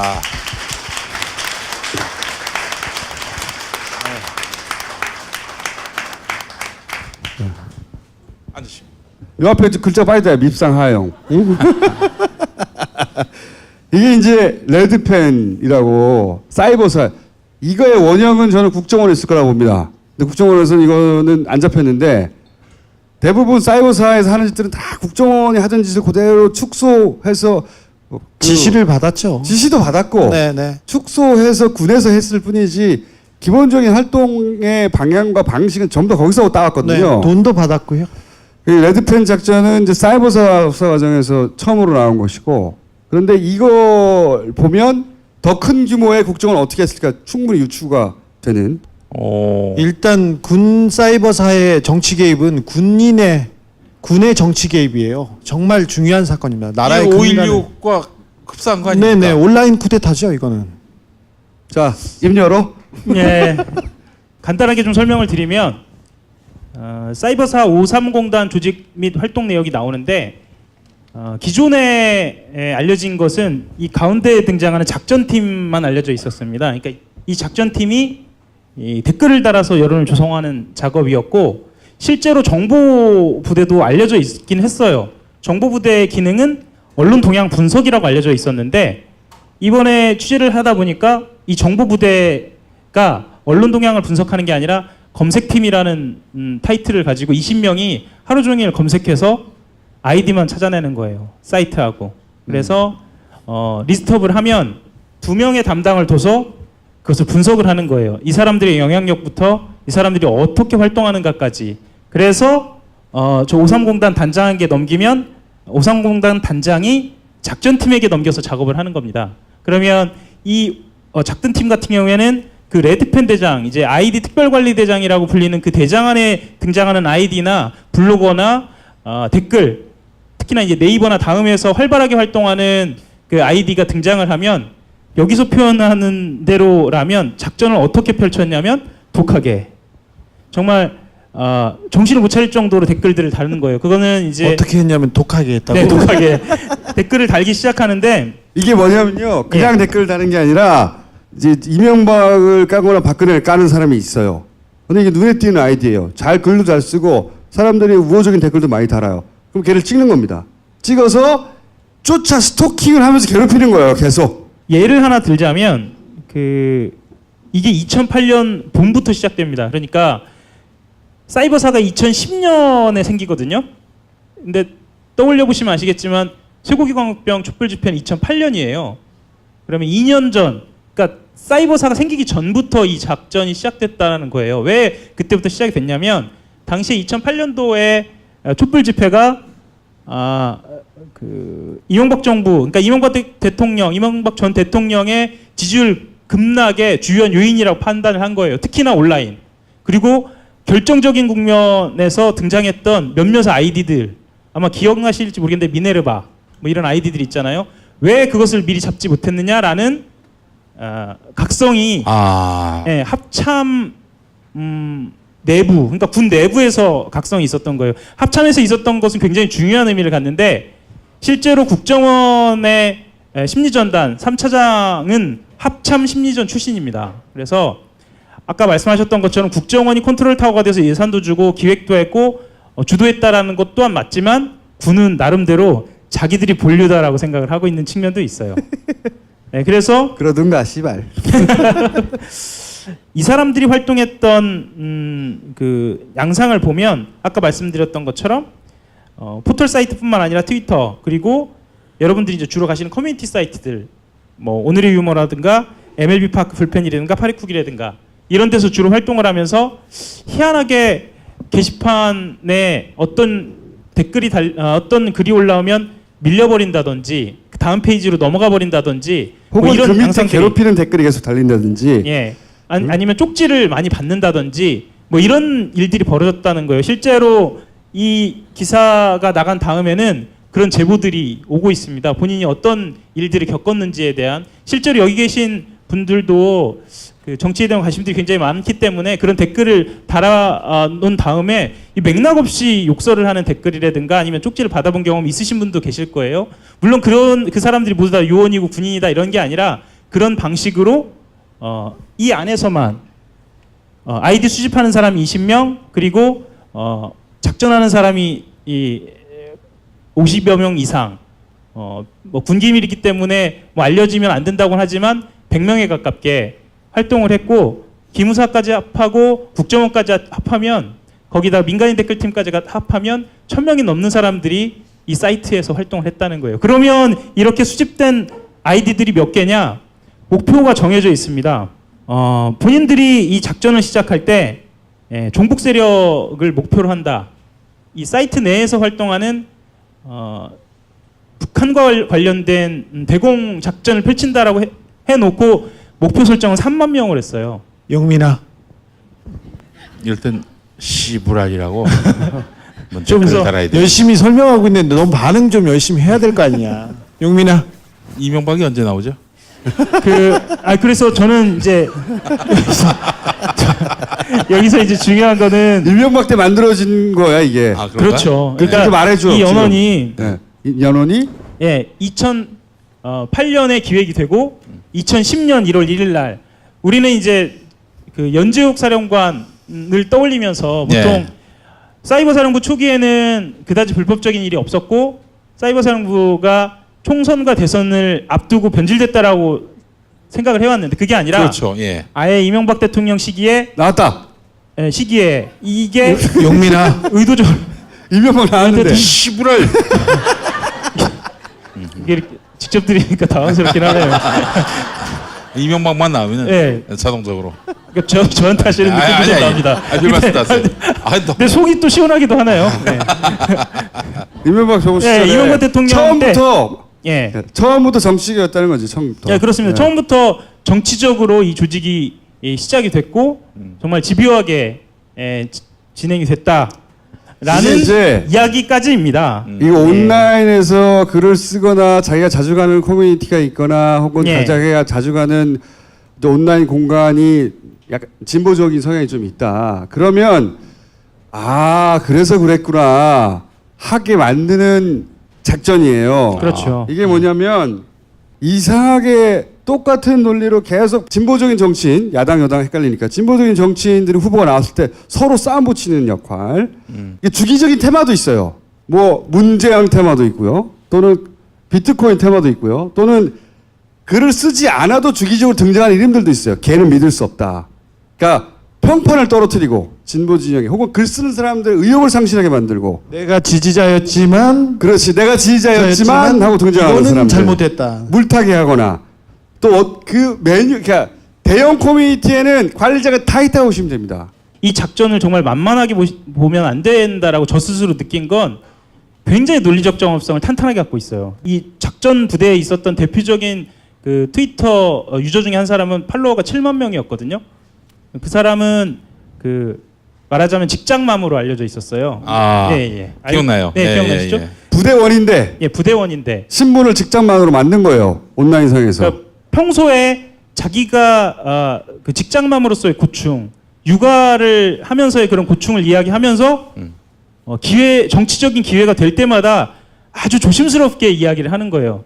내가 봤을 때는 그러니까 본인이 이제 중도라고 표방을 하면서 내가 봤을 때는 이러이러한 점에 대해서 아쉽다라던가 그러니까 뭐 공격하지 않아요. 아쉽다라던가 아니면 이러이러한 점들 때문에 저 사람을 지지할 수 없다라든가 이렇게 아주 세련된 방식으로 그 사람이 글을 시작을 하면 그러면 이 작전 부대 사람들이 그걸 퍼나르기 시작하면서 전체적으로 여론을 물타기를 하는 거죠. 그리고 그게 달리죠. 방식도 여러 가지예요. 제가 오랫동안 관찰해온 바에 따르면 얘는 용언이구만.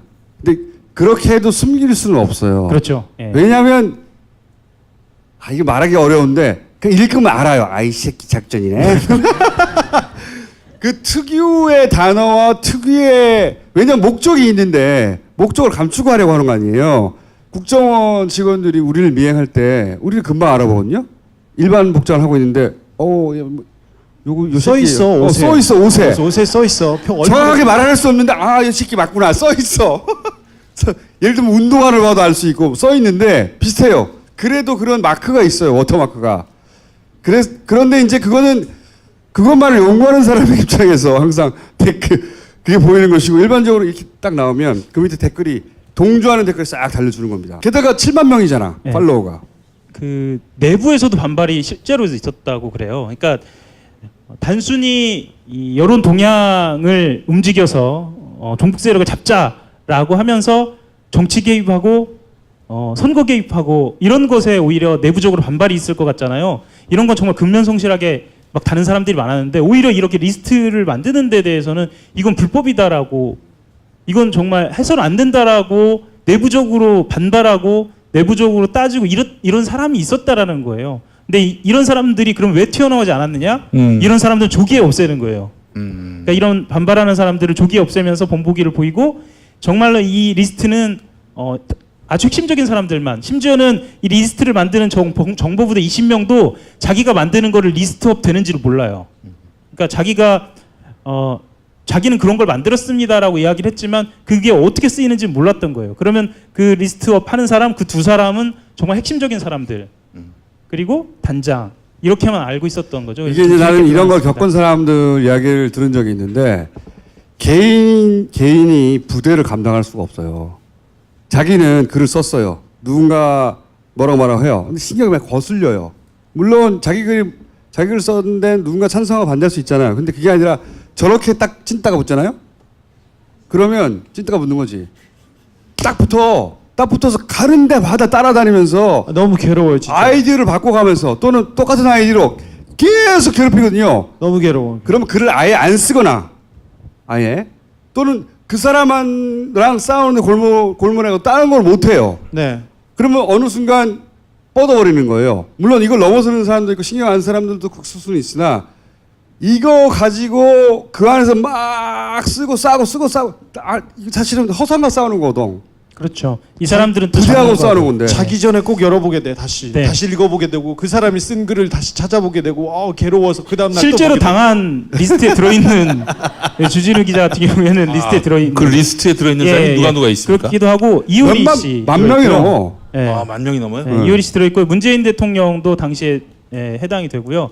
아마 기억하실 거예요. 아마 그 지난해 가을에 SNS 33명이 그 사이버사에서 동향을 파악했다라고 33명의 이름이 공개됐는데 실제로 그 33명은 이 레드펜 작전에 포함된 인물들이었던 거예요. 대표적인 33명만 노출이 됐고 나머지 이 수천에서 그 이상이라고 폭로가 된 사람들의 이름과 아이디는 사실은 수사 중인 상황이라 공개하기 어렵다. 게다가 이렇게. 일반인도 있으니까요. 일반인 중에 글을 열심히 쓰는 사람도 있잖아요.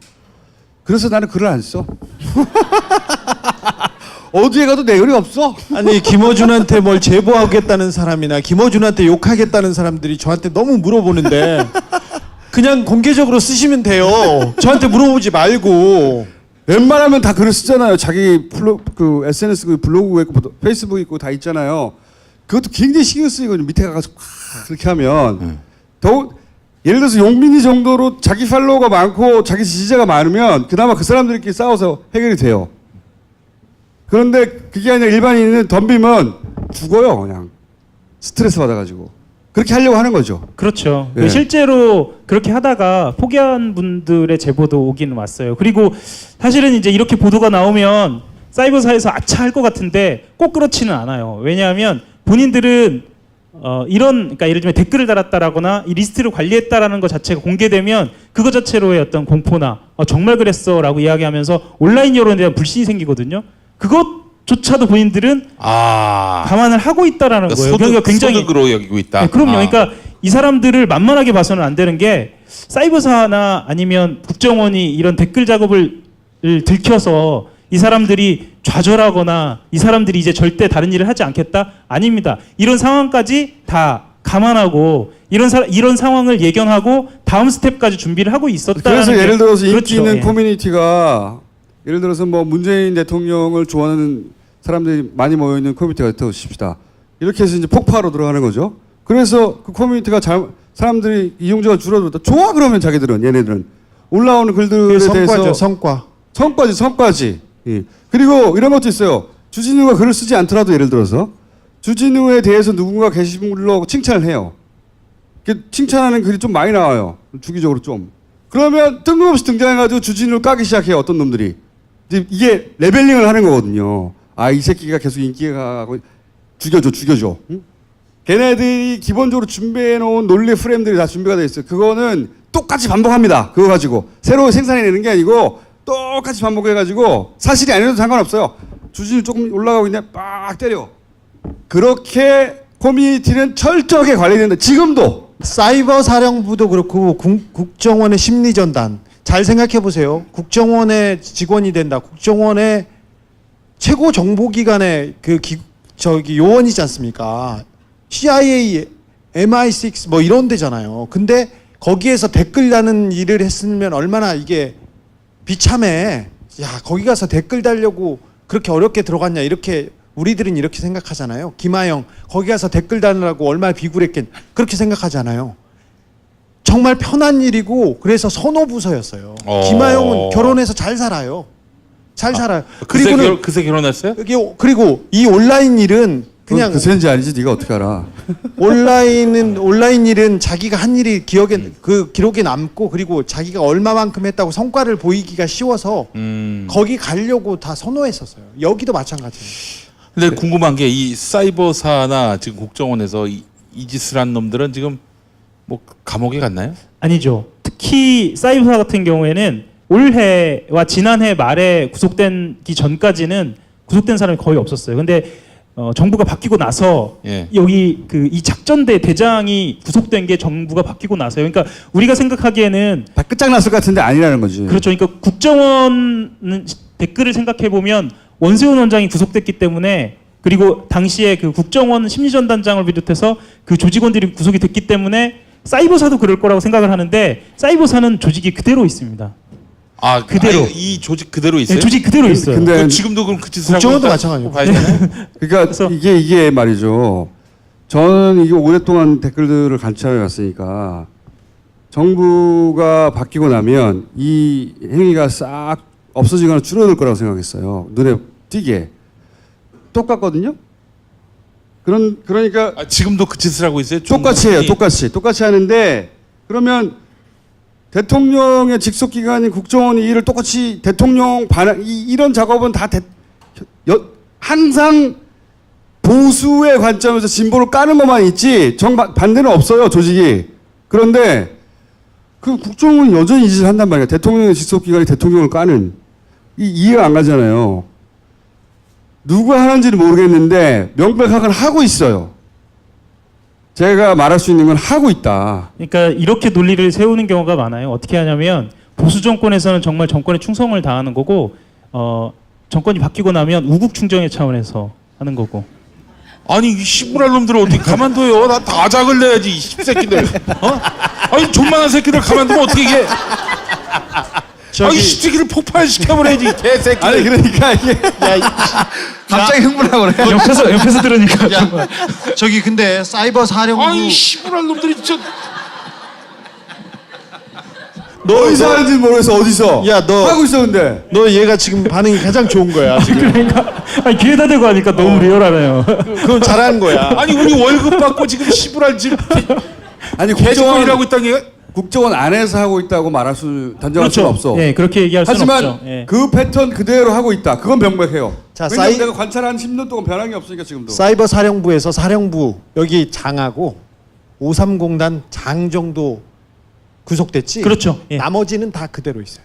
예, 그대로 있고 나머지는 그대로 있어요. 새끼들 다 국정원도 잘라버려야지, 마찬가지예요. 씨발놈들이.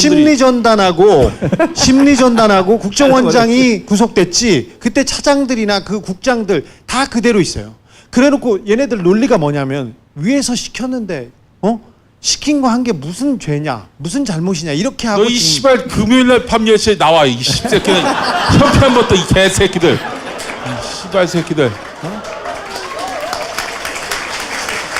야 어디로 나오란 말을 해야지. 집 밖으로 나오면 되냐 그냥? 나오는 거 실제로 내가 나오는 거 국방부 싫어요. 청사 앞에 갈게 이 개새끼들아. 나와 이 씹새끼들.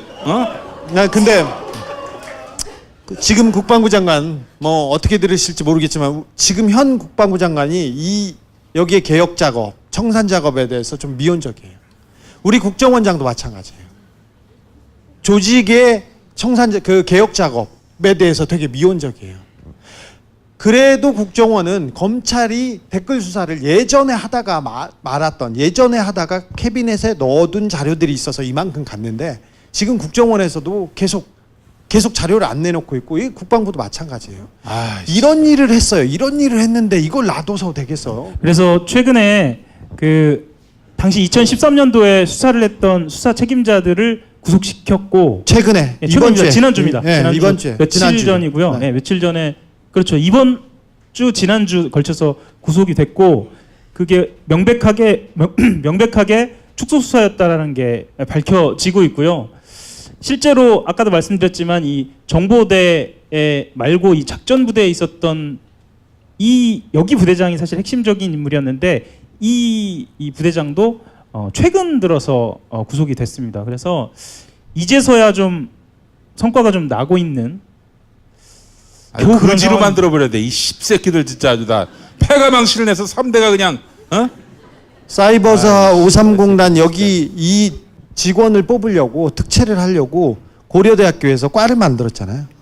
그래서 걔네들은 거기 가면 장학금을 주고요. 그리고 저기서 특채를 해요. 근데 가서 계속 그 수업이 그런 거예요. 김어준 빨갱이, 주진우 빨갱이 맨날 이런 거죠. 그런 일을 하고 있었어요. 우리 정부가. 그 올 1년이 너무 중요합니다. 네. 이런 개혁 작업은 지금이죠. 예, 1년이 되기 전에 하지 않으면 이 조직 자체가 그대로 잔존해 있고 그대로 이 노하우가 축적돼 있기 때문에 실제로 합참에 있는 민심부 그러니까 민간인을 향한 이 심리전을 하던 부대가 국정원의 심리전단이 된 것처럼 이게 지금 해결이 안 되면 안 되는. 그래서 여기 부대 밑에는 또 민간인 지원 또 민간인들 외곽 부대가 또 하나씩 다 붙어 있어요. 이 자체로 어마어마한 진짜 엄청난 작전이에요. 제가 김영삼 전 대통령 딱 하나 존경하는 분이 뭐냐면 그 하남에 척결할 때요 퇴근 시간에 인사명령을 냅니다. 그 다음날 아침 가서 출근을 했더니 책상이 없어. 바로 그 전날에 잘라버린 겁니다. 그렇게 해서 숙청을 해버렸어요. 이 씨부랄 새끼들은 아예 잿더미로 만들어버려야 돼. 이 사무실을 씨부랄 놈들 진짜. 이것도 듣다 보니까 좀 적응은 되네요. 처음에 되게 무서웠거든요. 다른 데 쳐다보면서 해. 왜 그래? 저를 왜 자꾸 저 새끼 너. 밉상이라서.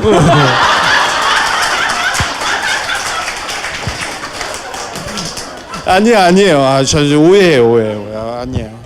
하연 기자 그런 밉상 아닙니다. 네. 집상 문제는 네. 뭐 알아서 해결하기로 하고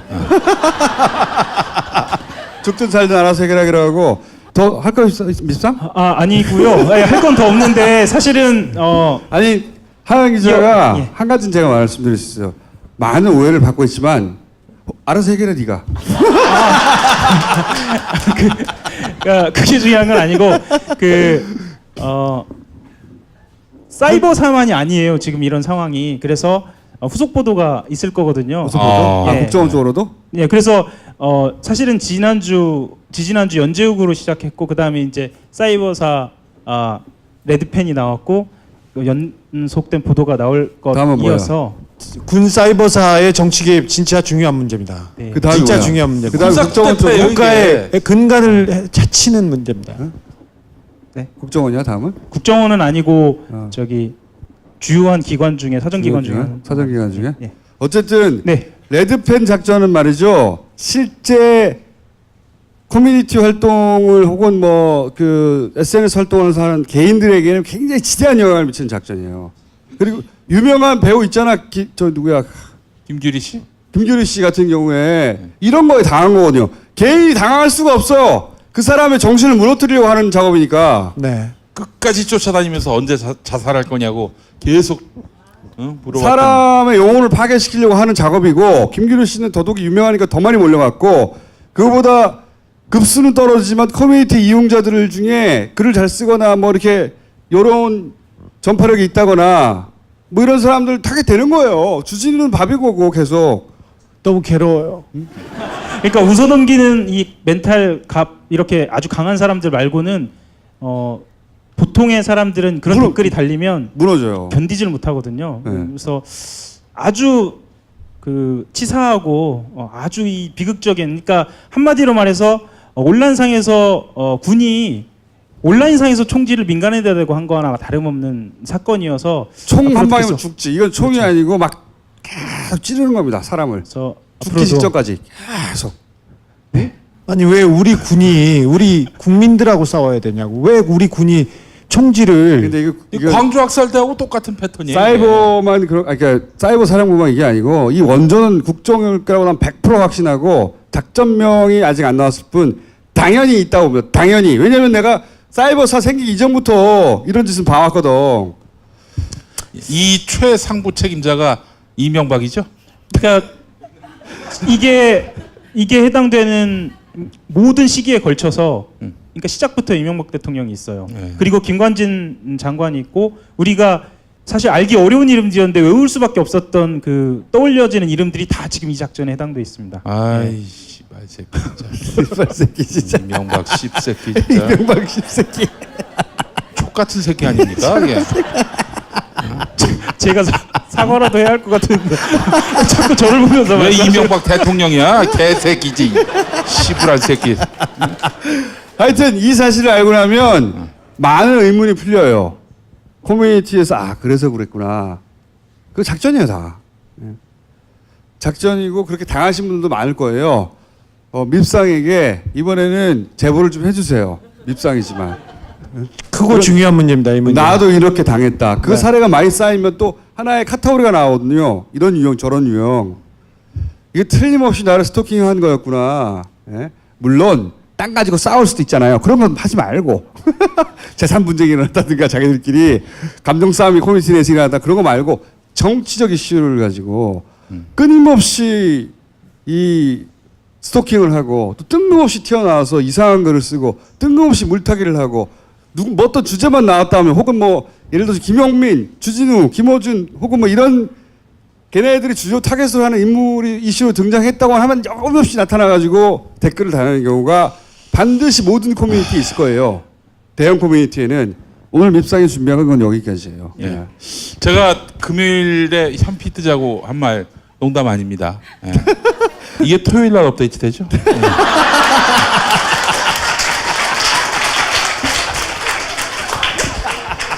자, 1부 여기까지 하겠습니다.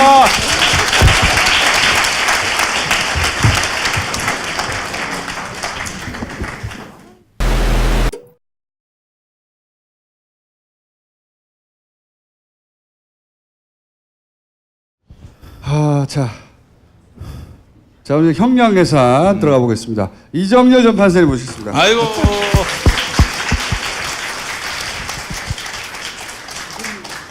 방송인 이정열 사무장을 모시겠습니다. 방송국에서 이렇게 방송 진행을 맡길 때도 된대 이제. 네네, 섭외가 마구 오고 있어요. 판사님, 법조 평론가로 새 지평을 여시면 어떻겠냐라고 제안한 사람이 누구였죠? 평소에 존경에 맞이하는 우리 김용민 교수님께서.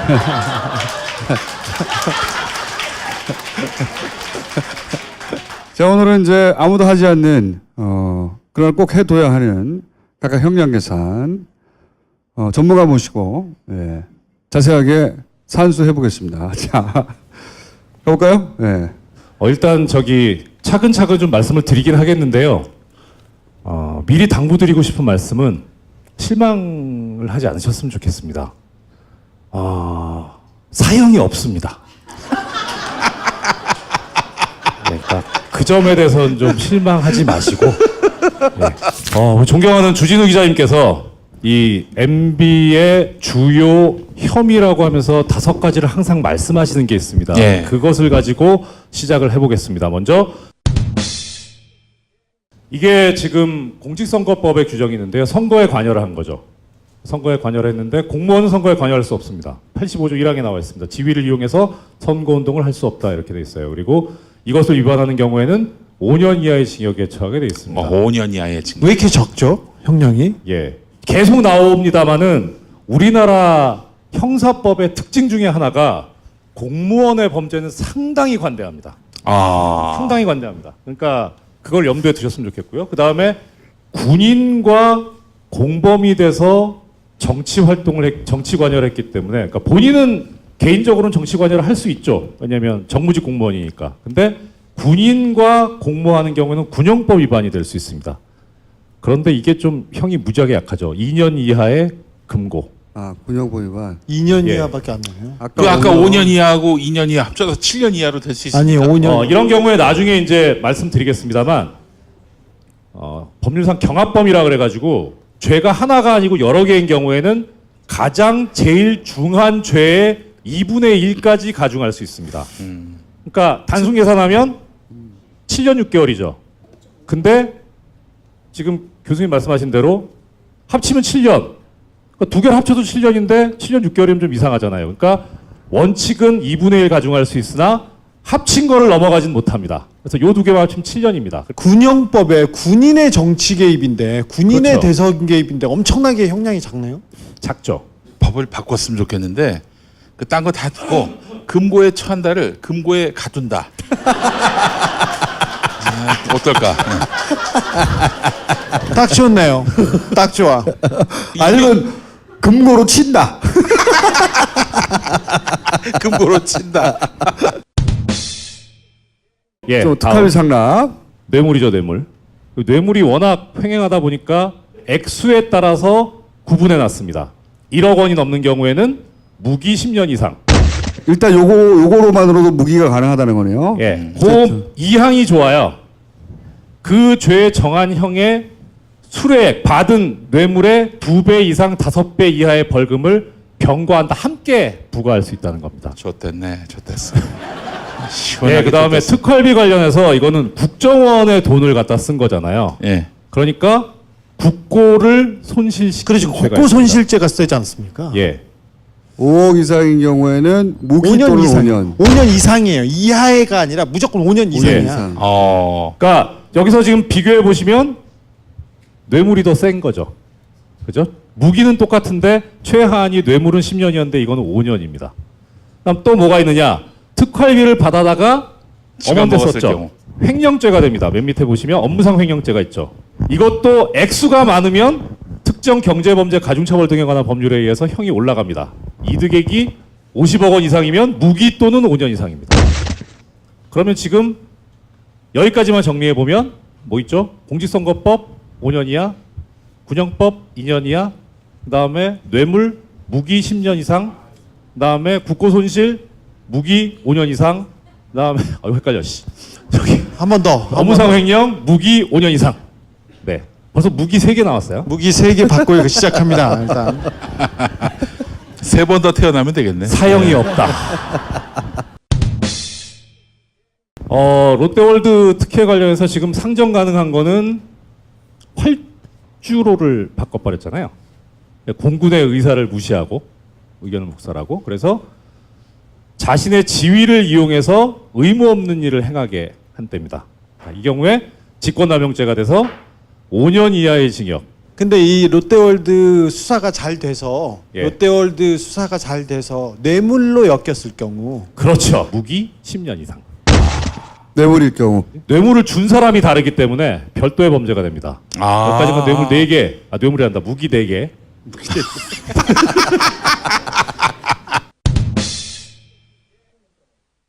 자, 다스 여러 개 있는데 일단 주가 조작 443조에 있습니다. 10년 이하의 징역 또는 5억 원 이하의 벌금.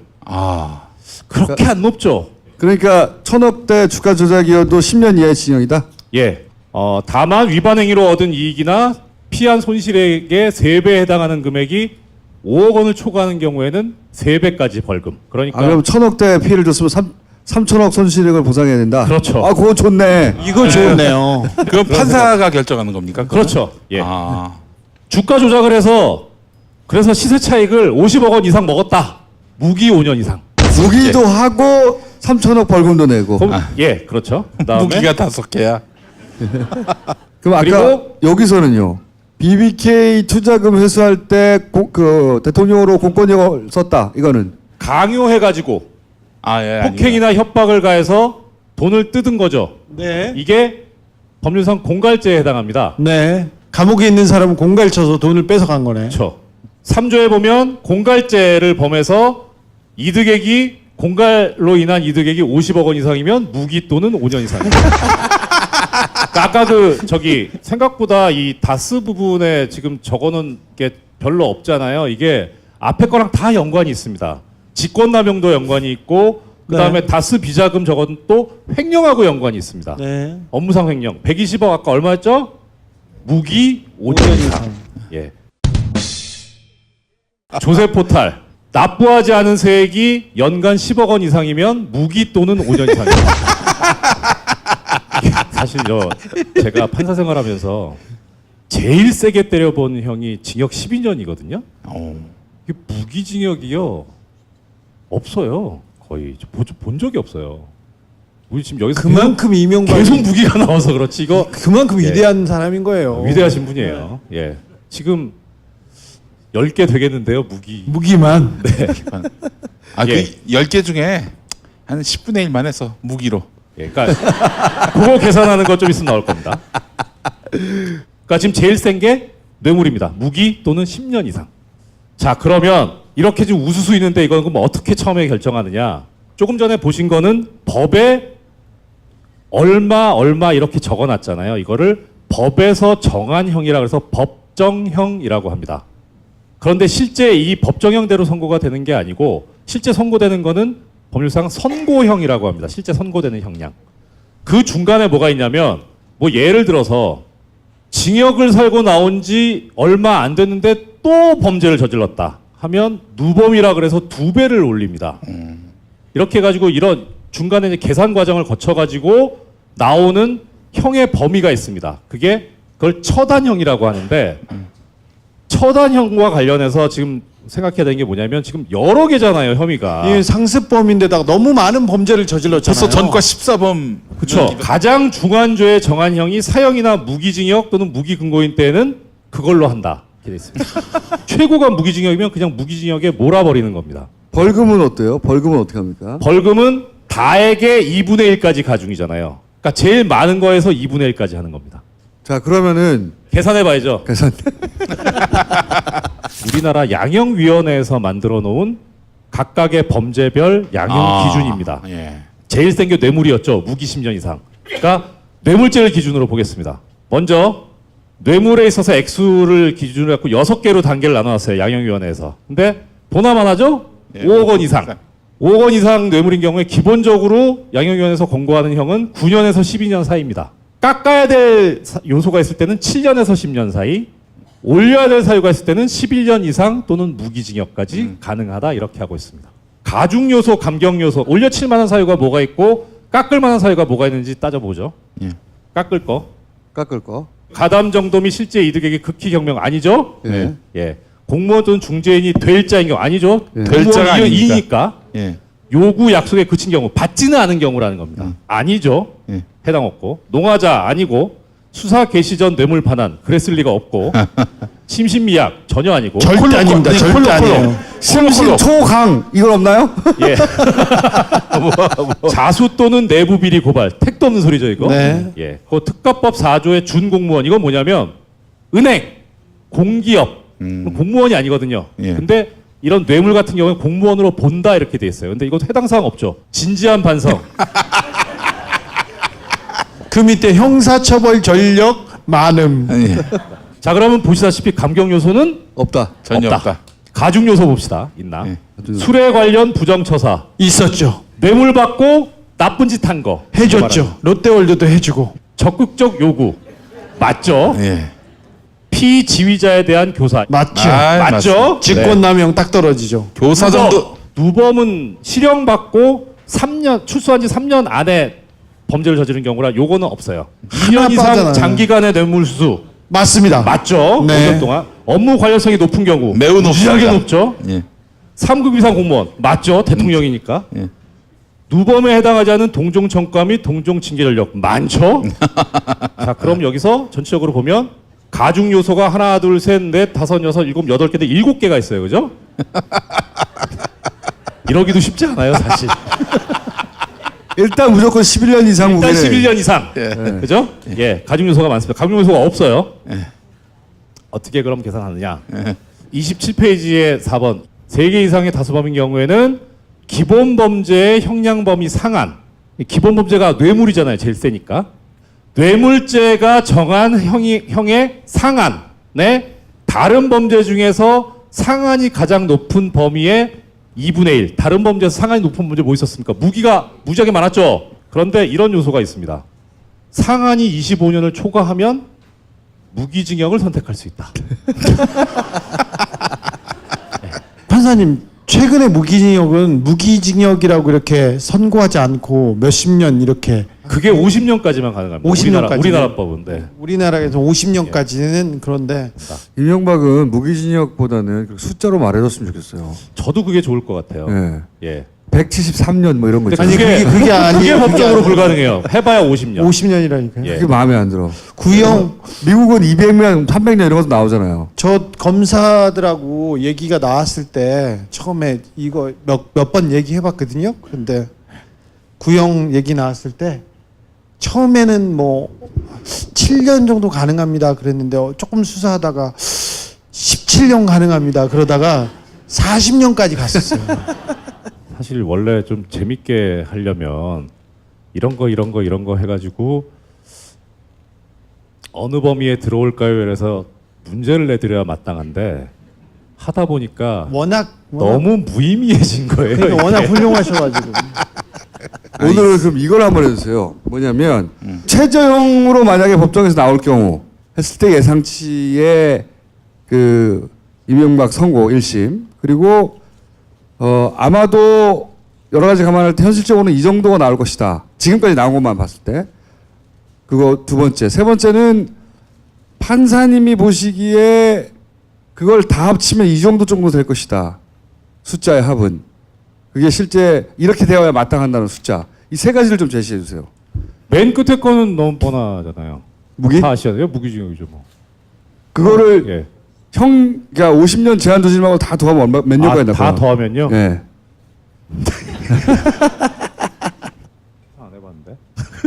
자 그럼 그건 무기로 두고.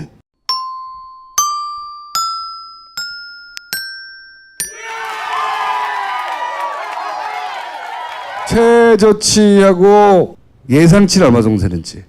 일단 법률적으로 가능한 거는 최저는 5년이에요. 5년. 전부 유죄가 가능하다고 하면.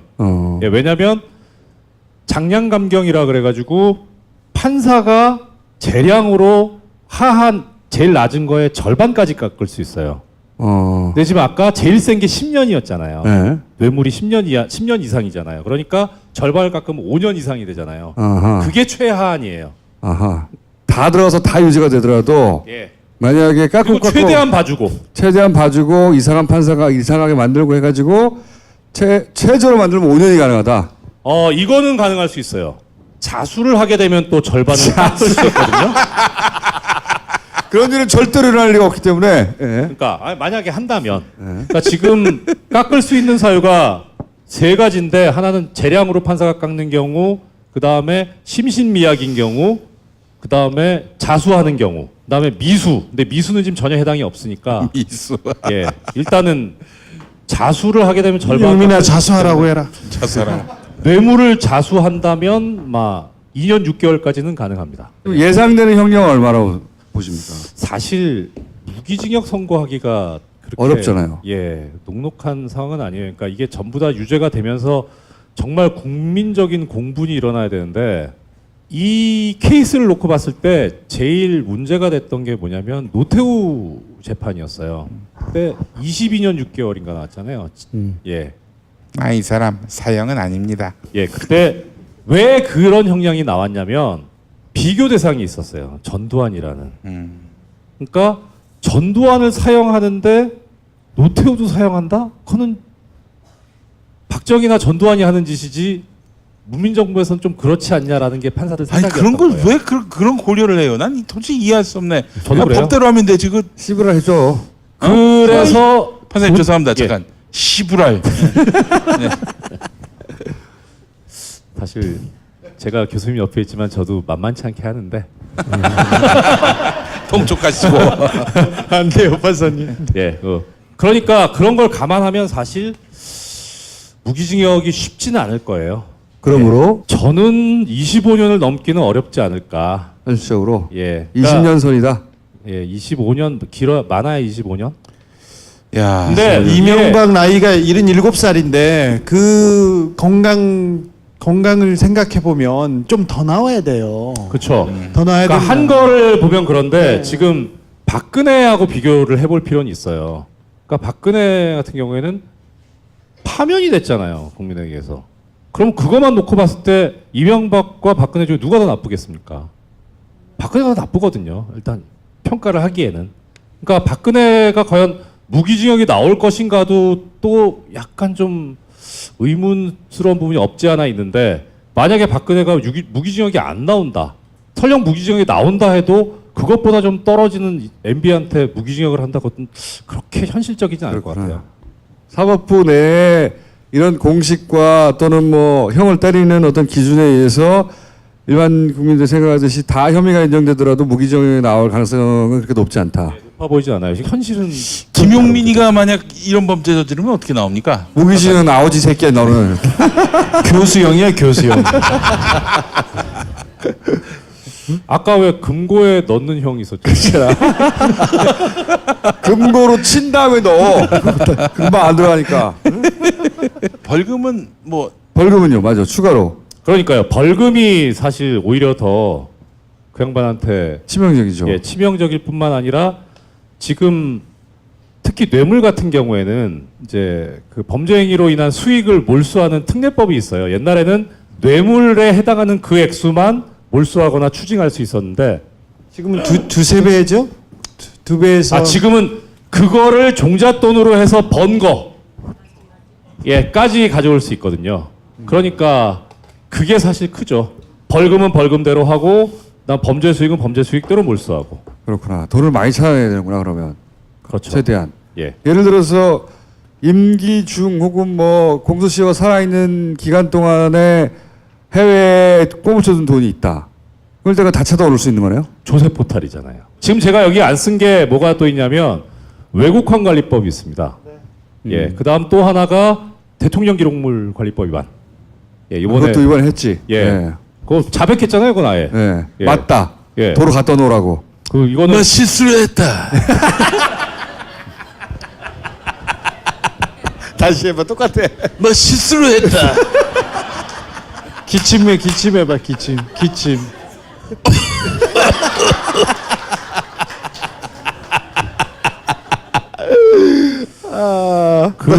지금까지 말씀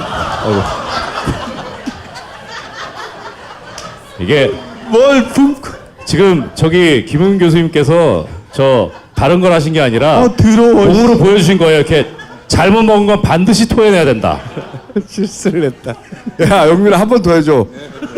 실수했다 그거. 뭐 실수로 했다. 너 이름이 뭐지? 그것도 좀 해줘봐. 예? 예? 너 이름은 뭐지? 너 이름은 뭐지? 들을 때마다 웃겨 그럼. 자, 그러면은 요 지점에서 하나 뜰 거예요. 이명박 각하가 받아야 될 형량은 1번 5년, 2번 20년 형, 3번 무기징역, 4번 사형. 요거 한번 여론조사 한번 해보죠 저희가. 예. 예. 그리고 지금까지 말씀드린 거는 이제 주진우 기자님께서 평소에 강조해 오신 5가지 혐의 뿐만 그것만 가지고 말씀드렸던 거고, 제가 받은 거 중에 혐의가 캐나다 농협 대출 사건, 현대차 커넥션, 다스 승계, 자원 사기, 내곡동 사저, UAE 원전 수출, 블랙리스트 언론 장악, 4대강 방산 비리. 이거까지 다 하면 어떻게 될지 또 모르겠어요. 근데 아무튼 사형은 없다. MB가 지금 어떤 상태예요? MB 열심히 회의하고 있죠. 처음에는 뭐 괜찮다고 얘기했는데 계속 전직 장관들, 총장들이랑 이렇게 얘기를 하고 있고 회의를 하는데 점점 사람들이 해외 출장과 지병과 다른 얘기를 하면서 빠지고 있어요. 그래서 회의가 잘 안 되고 있는데 청와대에서 일했던 사람들 위주로, 그리고 법무법인 발은 위주로 이렇게 해서 팀을 짜서 얘기를 하고 있는데 얘기가 전혀 안 되고 있습니다. 네. 안 되겠지. 너무 많아. 네, 계속 쏟아져 나오고 있어서요. 그 지하 창고에서 다른 서류들도 그렇지. 많이 다른 나왔어요. 서류가 분명히 있을 텐데. 많이 나왔어요. 내가 이해하는 건 그거를 왜 다 없애버리지 않았을까? 응? 자기가 영원히 안전할 줄 알았던 것 같아.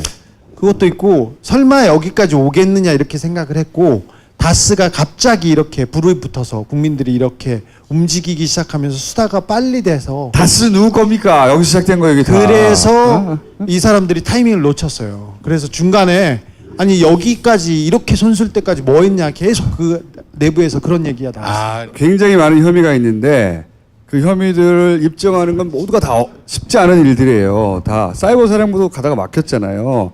다 막히고 사이버 사령부의 범죄를 얘기해서 사람들이 와닿게 하기에는 쉽지 않아요.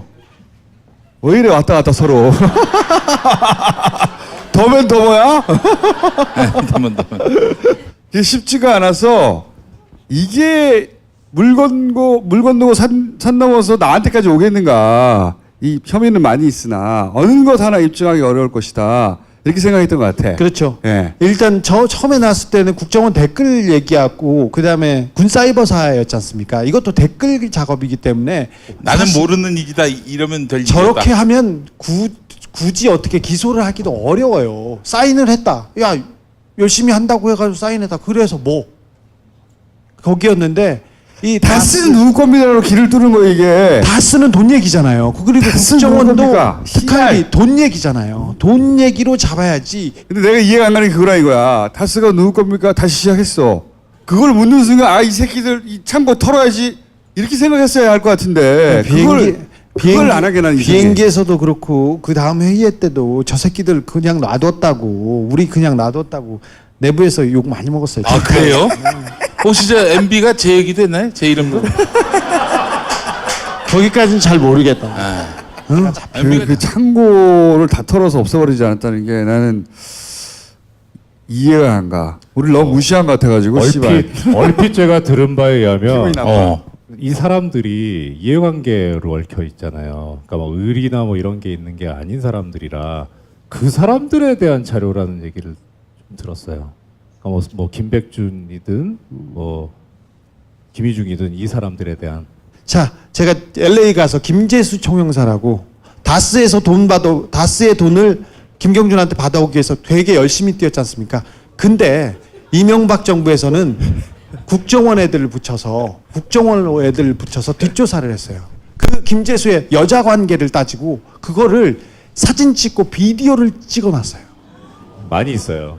왜냐하면 배신하면 터뜨리거나 네. 묵죄려고 하는 거죠. 그 사람이 움직이지 못하는 이유가 그렇습니다. 하지만 그런 테이프도 다 가지고 있다는. 네.